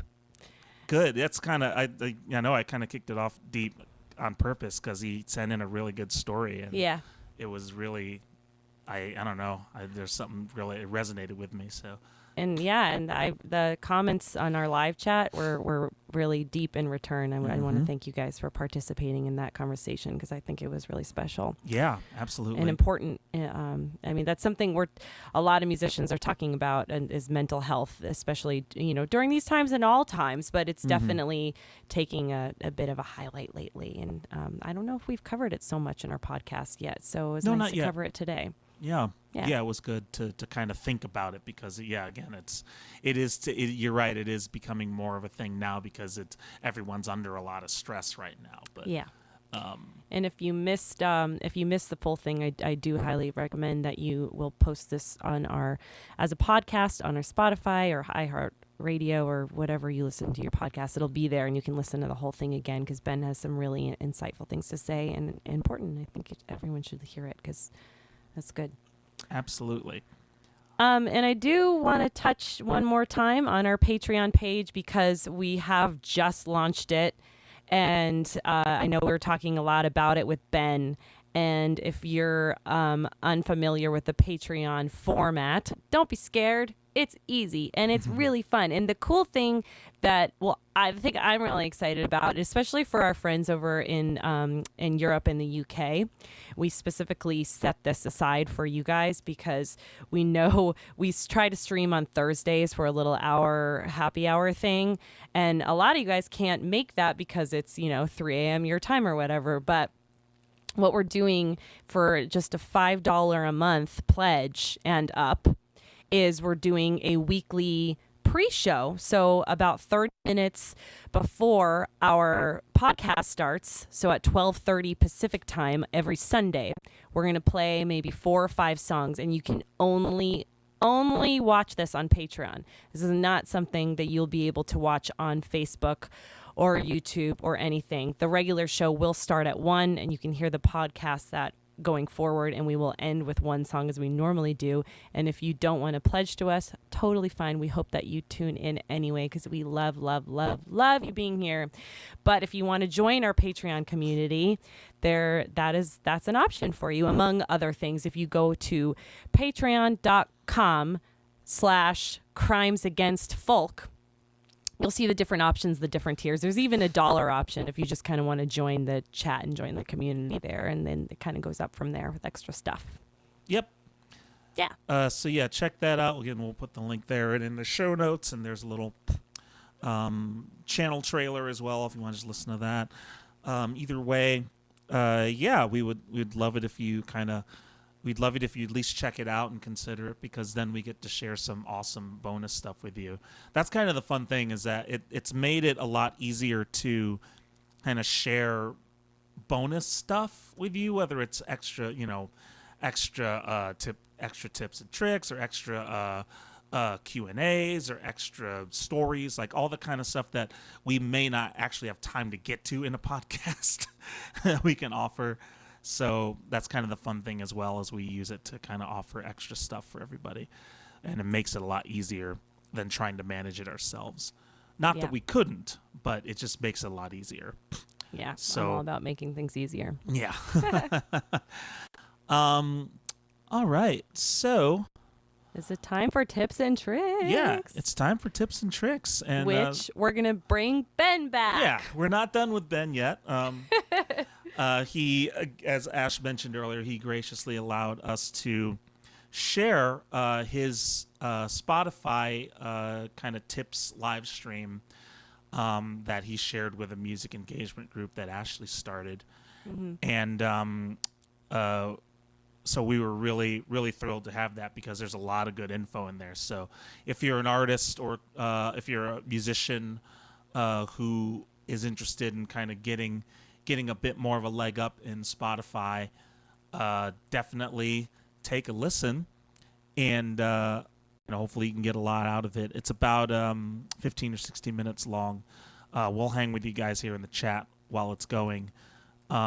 So be sure as it's going, if you have any questions, throw them out in chat, and we'll pick them up once that little section is done. Yeah, so this is, just to be clear, this is not live, even No. though it looks live.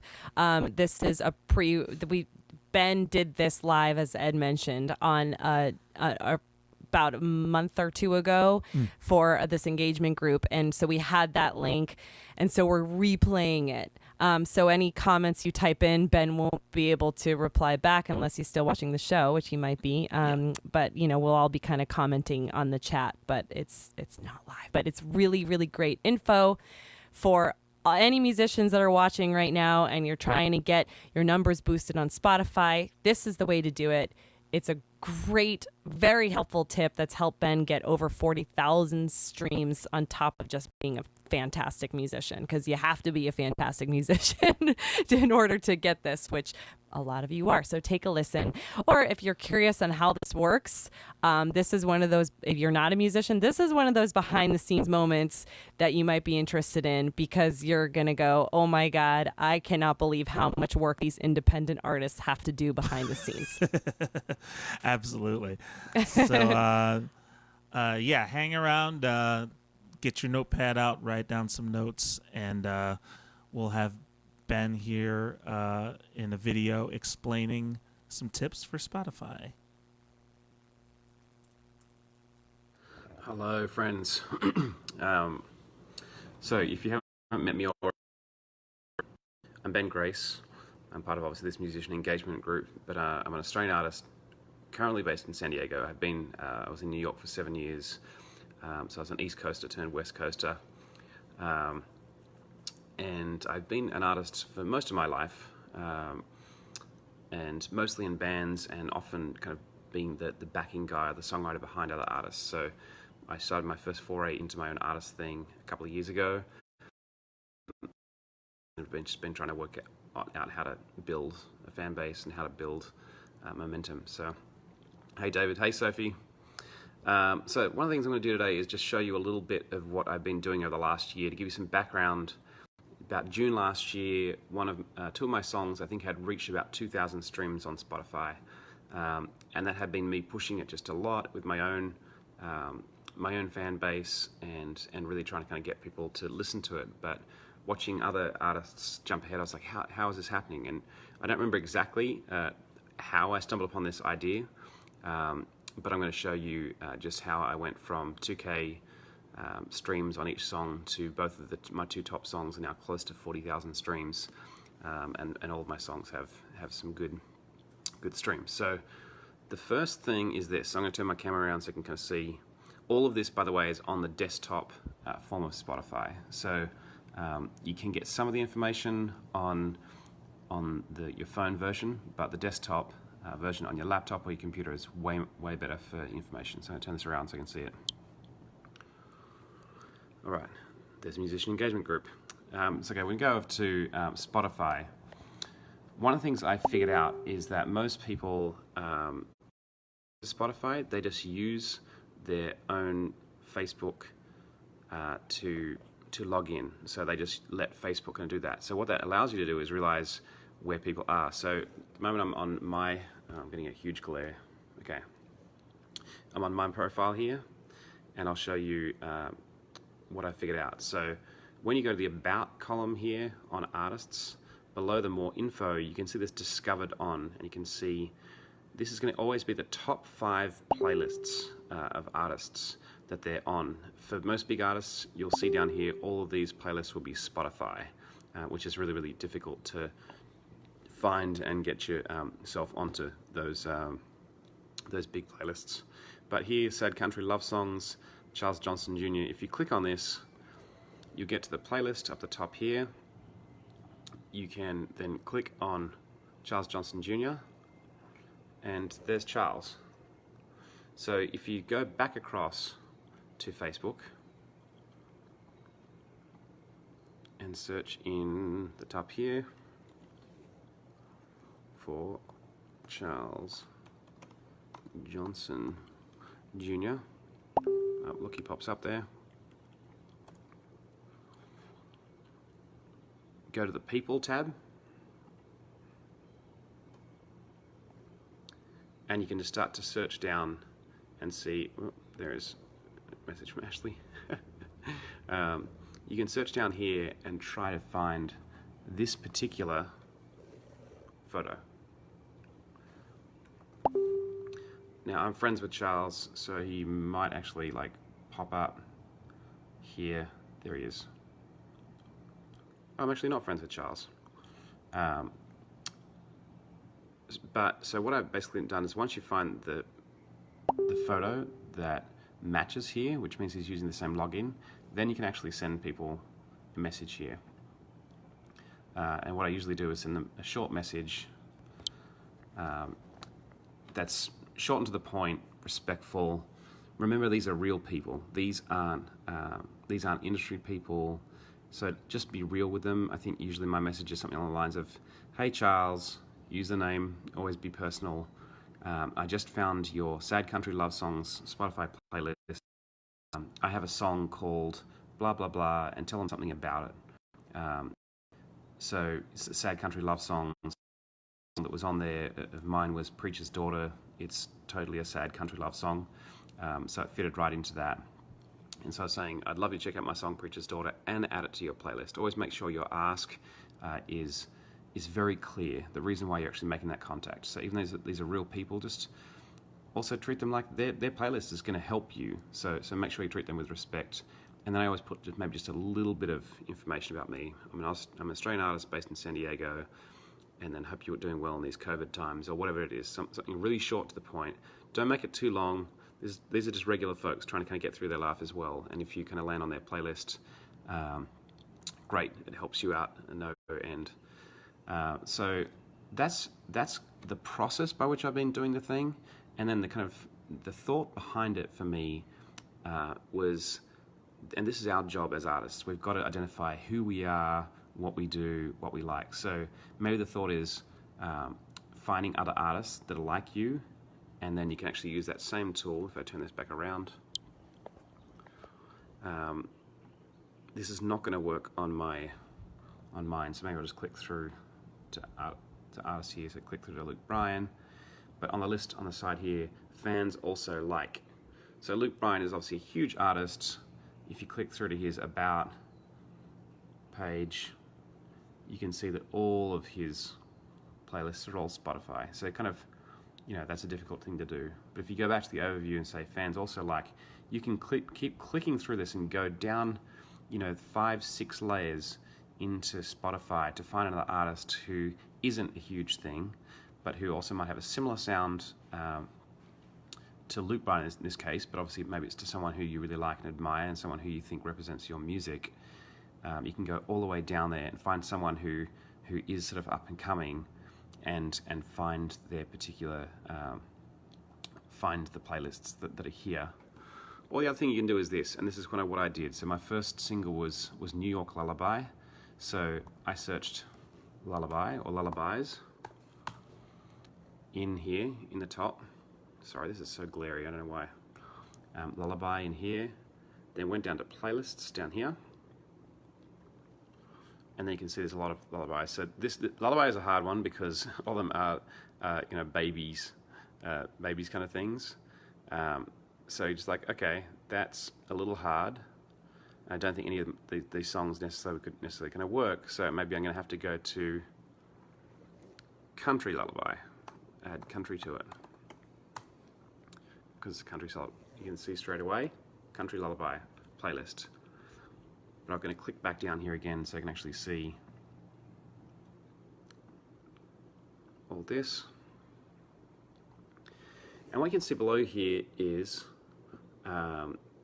the name of the person and the amount of followers. So here you've got JD_Schuler. It's not a real name, that's a username. So same again here, Natalie.Trevor08. It's not the username. But here you have Antonia Campanella Cotterman, 3 followers. So that's obviously going to be a real person. If you click through to that, you can see, sure enough, Antonia has a photo. It shouldn't be too hard to find her.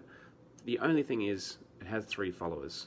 So you got to think about, sure, you can write to every single playlist if you like, but 3 followers is probably not going to get you a lot of streams here. So you want to go down and try and find, so he got one with 24 followers, Lana Wolf. That might have a little more traction onto it. Keep scrolling down. Obviously, Country Lullaby. Well, he's one with 66 followers, but that's not a real one either. Country Lullaby is a tough one to kind of find. So then you kind of go another angle. So you got New York Lullaby. So let's go New York and put New York up into the top here. Go down to playlists. Here we go, New York Alicia Keys. Now this may not be just Alicia Keys.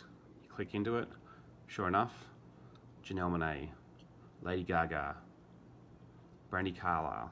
So these aren't all just that one artist. So this is pretty good. It has 41,000 followers up here. It has a real name, Daniel Moody. That's probably going to be, it's a fairly common name. That could be a little bit hard to find. You might end up scrolling forever. If we go over here, Daniel Moody, he's playing a saxophone. And this is just work. This is not like this easy hack. You might have to, I'm on the People tab still, you might have to scroll for a while if to ever find Daniel Moody, or maybe you won't find him, or maybe he's updated his profile picture and so it's not current. In which case, sometimes if they actually have a real, recognizable face, you might be able to click into their Facebook profile, see their photos and see if it actually matches up there. So as you can see, Daniel Moody, I'm scrolling, hasn't popped up just yet. But I wouldn't necessarily give up completely. Sometimes I scroll for quite some time until I find a person, especially with a more common name like Daniel Moody. But if there's a person with 3 names, like the one we had before, like Antonio Campella, you're more likely to kind of find that person pretty quickly. So I would say target target playlists, with a couple hundred, a couple of thousand. The really big ones, likely they've already been contacted by a company. If you do actually manage to kind of get them back, sometimes they will say, oh, here, like this playlist is now, you actually have to pay to submit to it. You can do that if you want to, if you have money to burn. If you're like me, I'm an independent artist, I don't have money to burn. I have done a very, very small amount of campaigns and a very small amount of like paying money to get onto playlists. And I got to tell you, half the time that they don't really work. What you want is organic growth by people that like your music, the people who are into your music. So there's no quick fix here. If let me tell you right now, if country is not your thing, don't contact Charles Johnson Jr. today and say, hey, like add my song if it's in a completely different genre. It doesn't work like that. What you want to find is your people, your niche. And I've definitely had people who've come across and become followers on Spotify who've then found me on other platforms. A very few, but still, people who really are fans who kind of reach out and kind of say, hey, I really love this song. So this is what you're trying to do. You're trying to build your audience. You're trying to kind of get yourself into, you're not just trying to get yourself spins on Spotify. That's great. I love the fact that I have 40,000 spins, but what I prefer are hard, solid fans.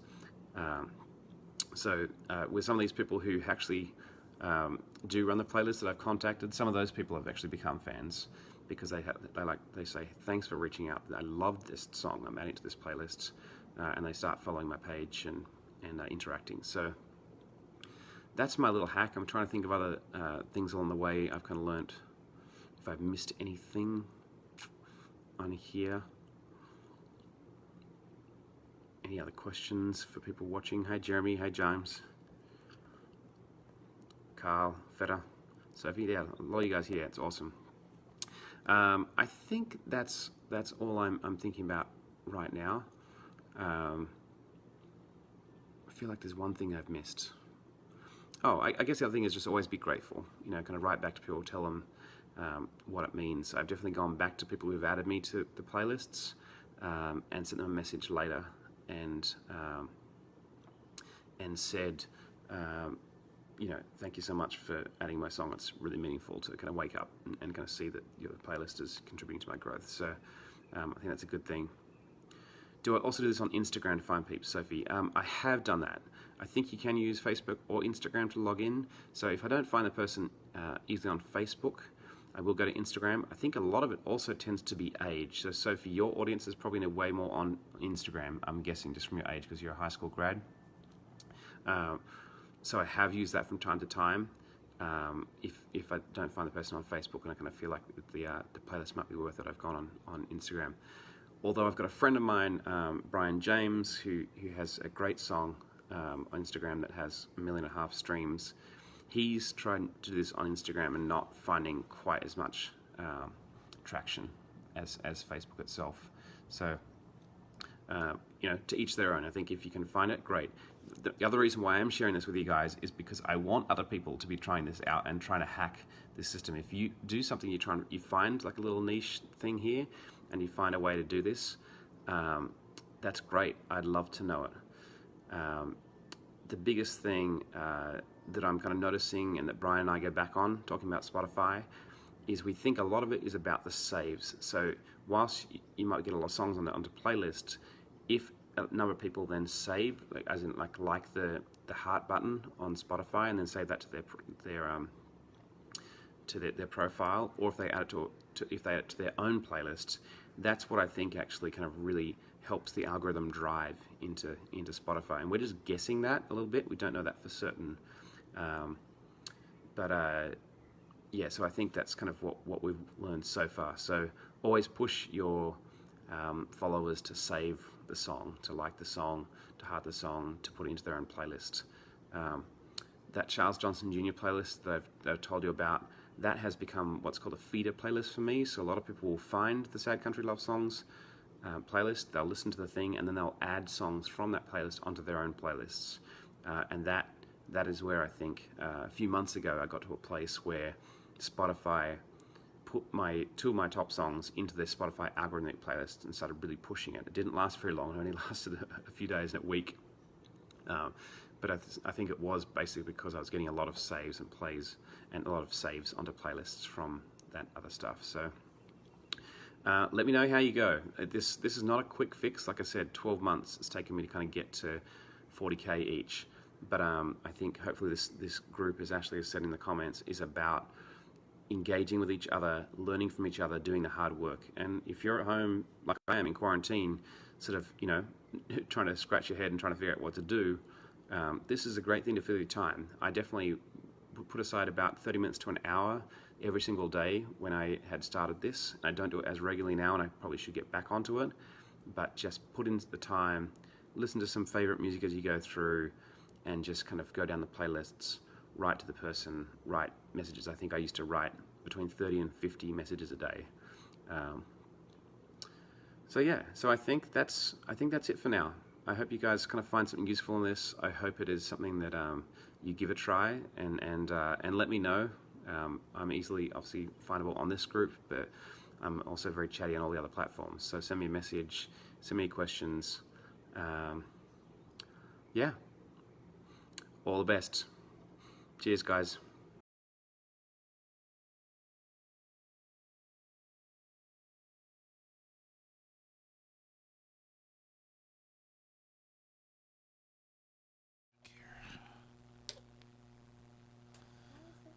All right.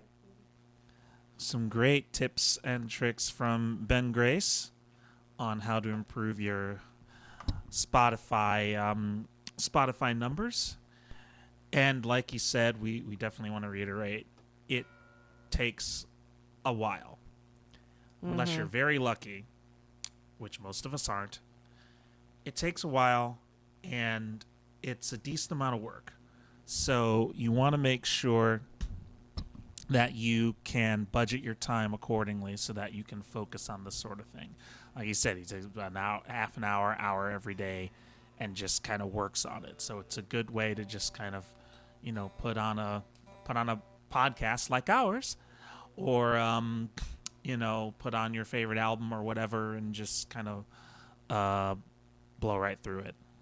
So yeah, thank you again, Ben, for sharing that with us. We really appreciate it. So thank you, Ben. Let's see. Alice asks, some of these tips, do they work better than paying to sponsor songs on Spotify? I'm not sure where the paying to sponsor songs comes from.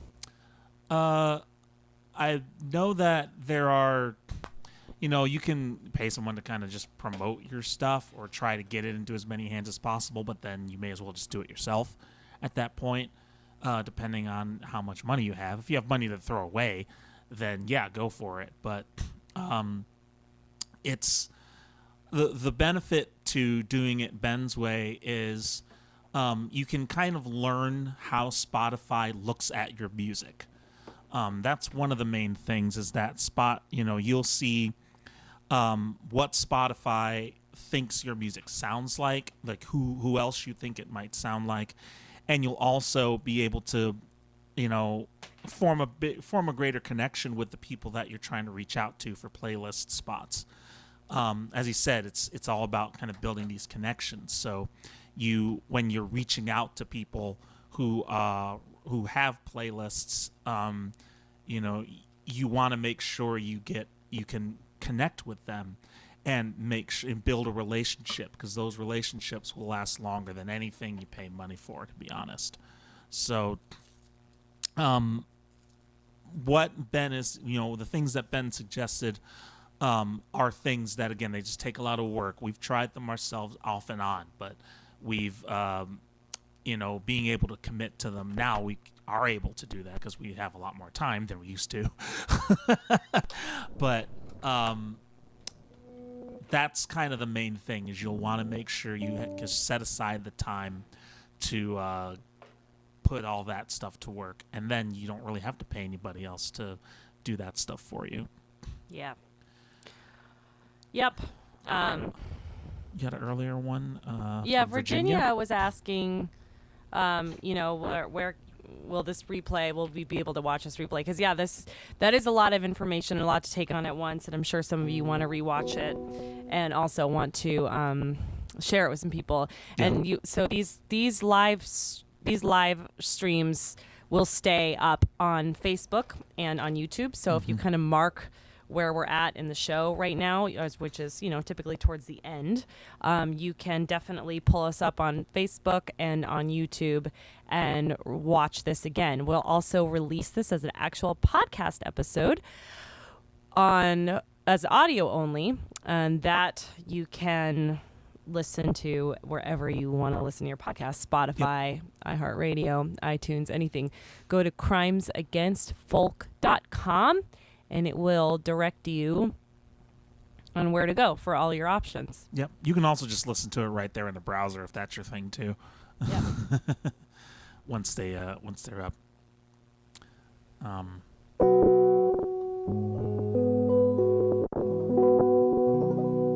Yeah. Let's see, are there any more questiones?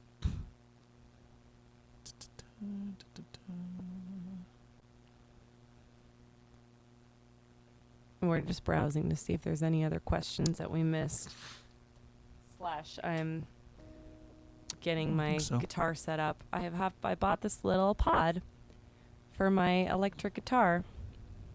It's called a Pocket Pod by Line 6, which is the same line that Ed uses, but it's teeny, teeny, tiny. And oh yeah, your video's cutting out there. My video is? Yeah. We can still hear you though. Okay.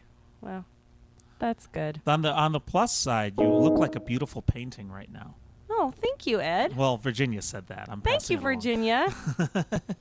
And Virginia knows a thing or two about art, so I'll take that as a compliment. I know it was intended that way, so.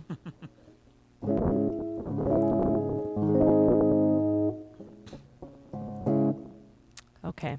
Man, this sounds cool. It's mellow. Right? That particular setting's pretty mellow. I have no idea what setting I'm on, but I found something that worked. I'm like, okay, we'll just go with that. Yeah. So, can you see my screen at all? Not really. We'll have to share my new guitar in the show notes. Yeah, I bought my COVID purchase was a Guild Starfire, which is the best name for a guitar ever. Yeah. Semi-hollow body electric in seafoam green, the best color for guitars. True. And I know nothing about electrics, but I've always wanted one because I'm always been jealous of Ed's guitar. So.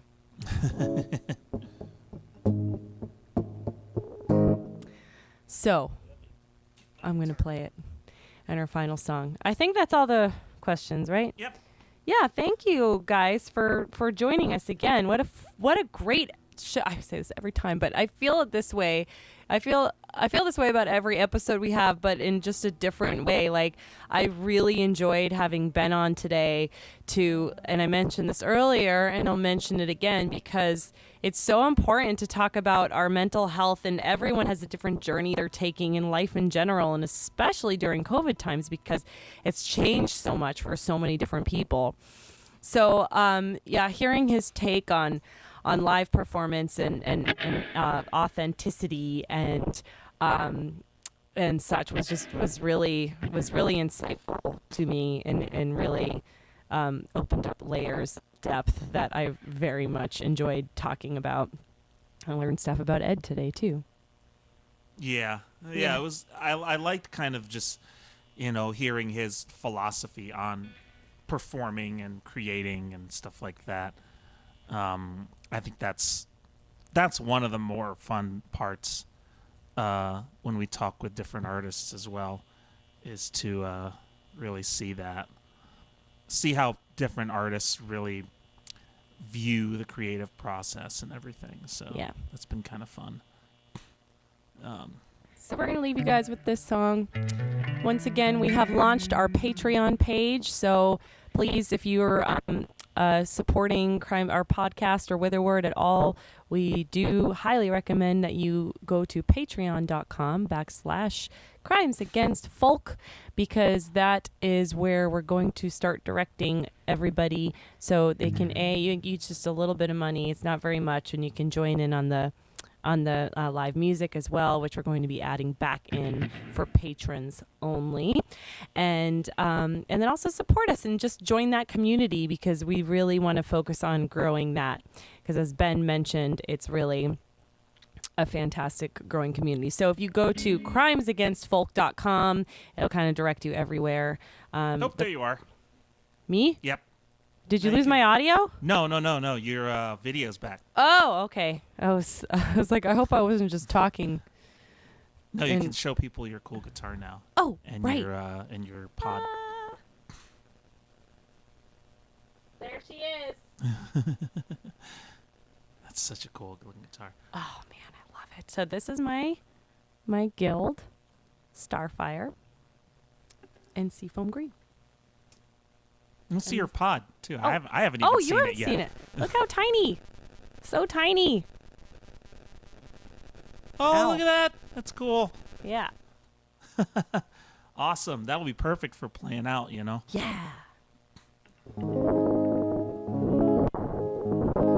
For anyone who's ever seen one, that's actually how the original pod, the very first pods when Line 6 made them, looked a lot like that, except they were much, much bigger.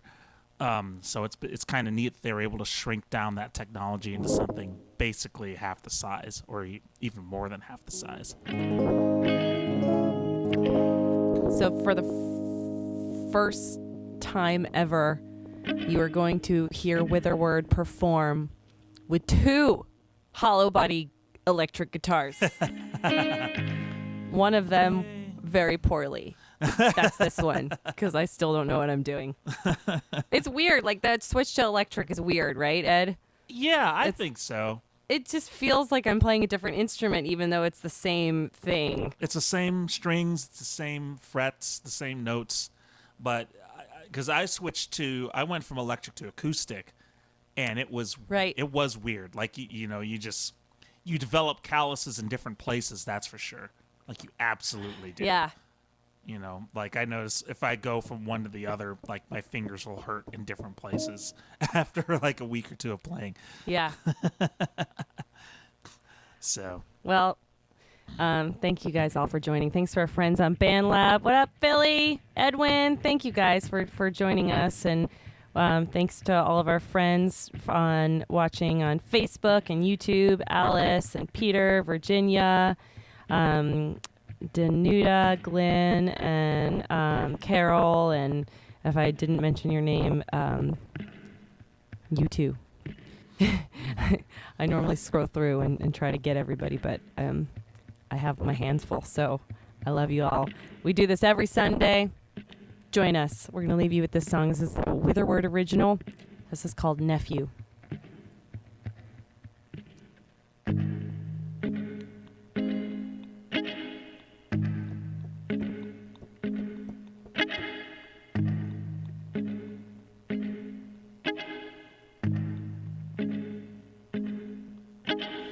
Middle seat, riding home wasted.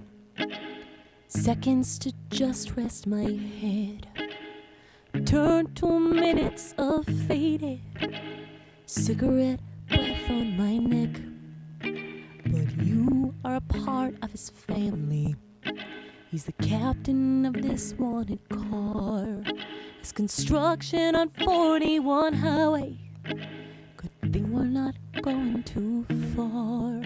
It won't kill anyone if I bruise you. So hold still, 'cause this one might hurt. You are somebody's nephew, and I am nobody's girl.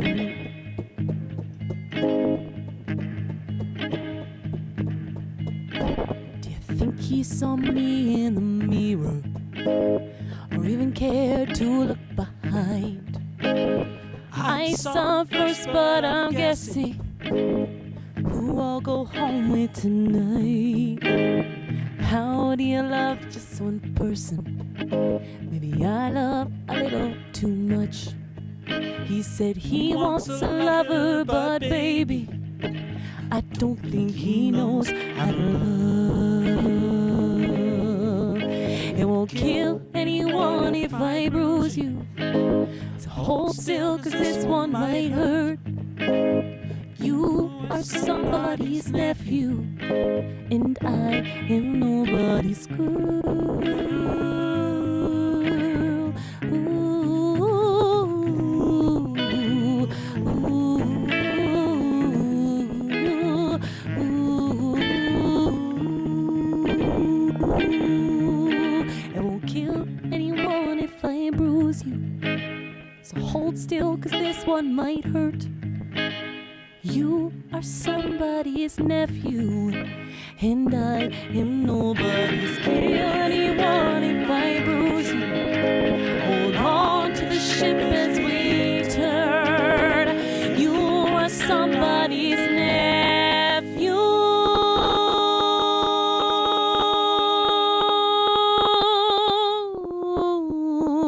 and I am nobody's girl.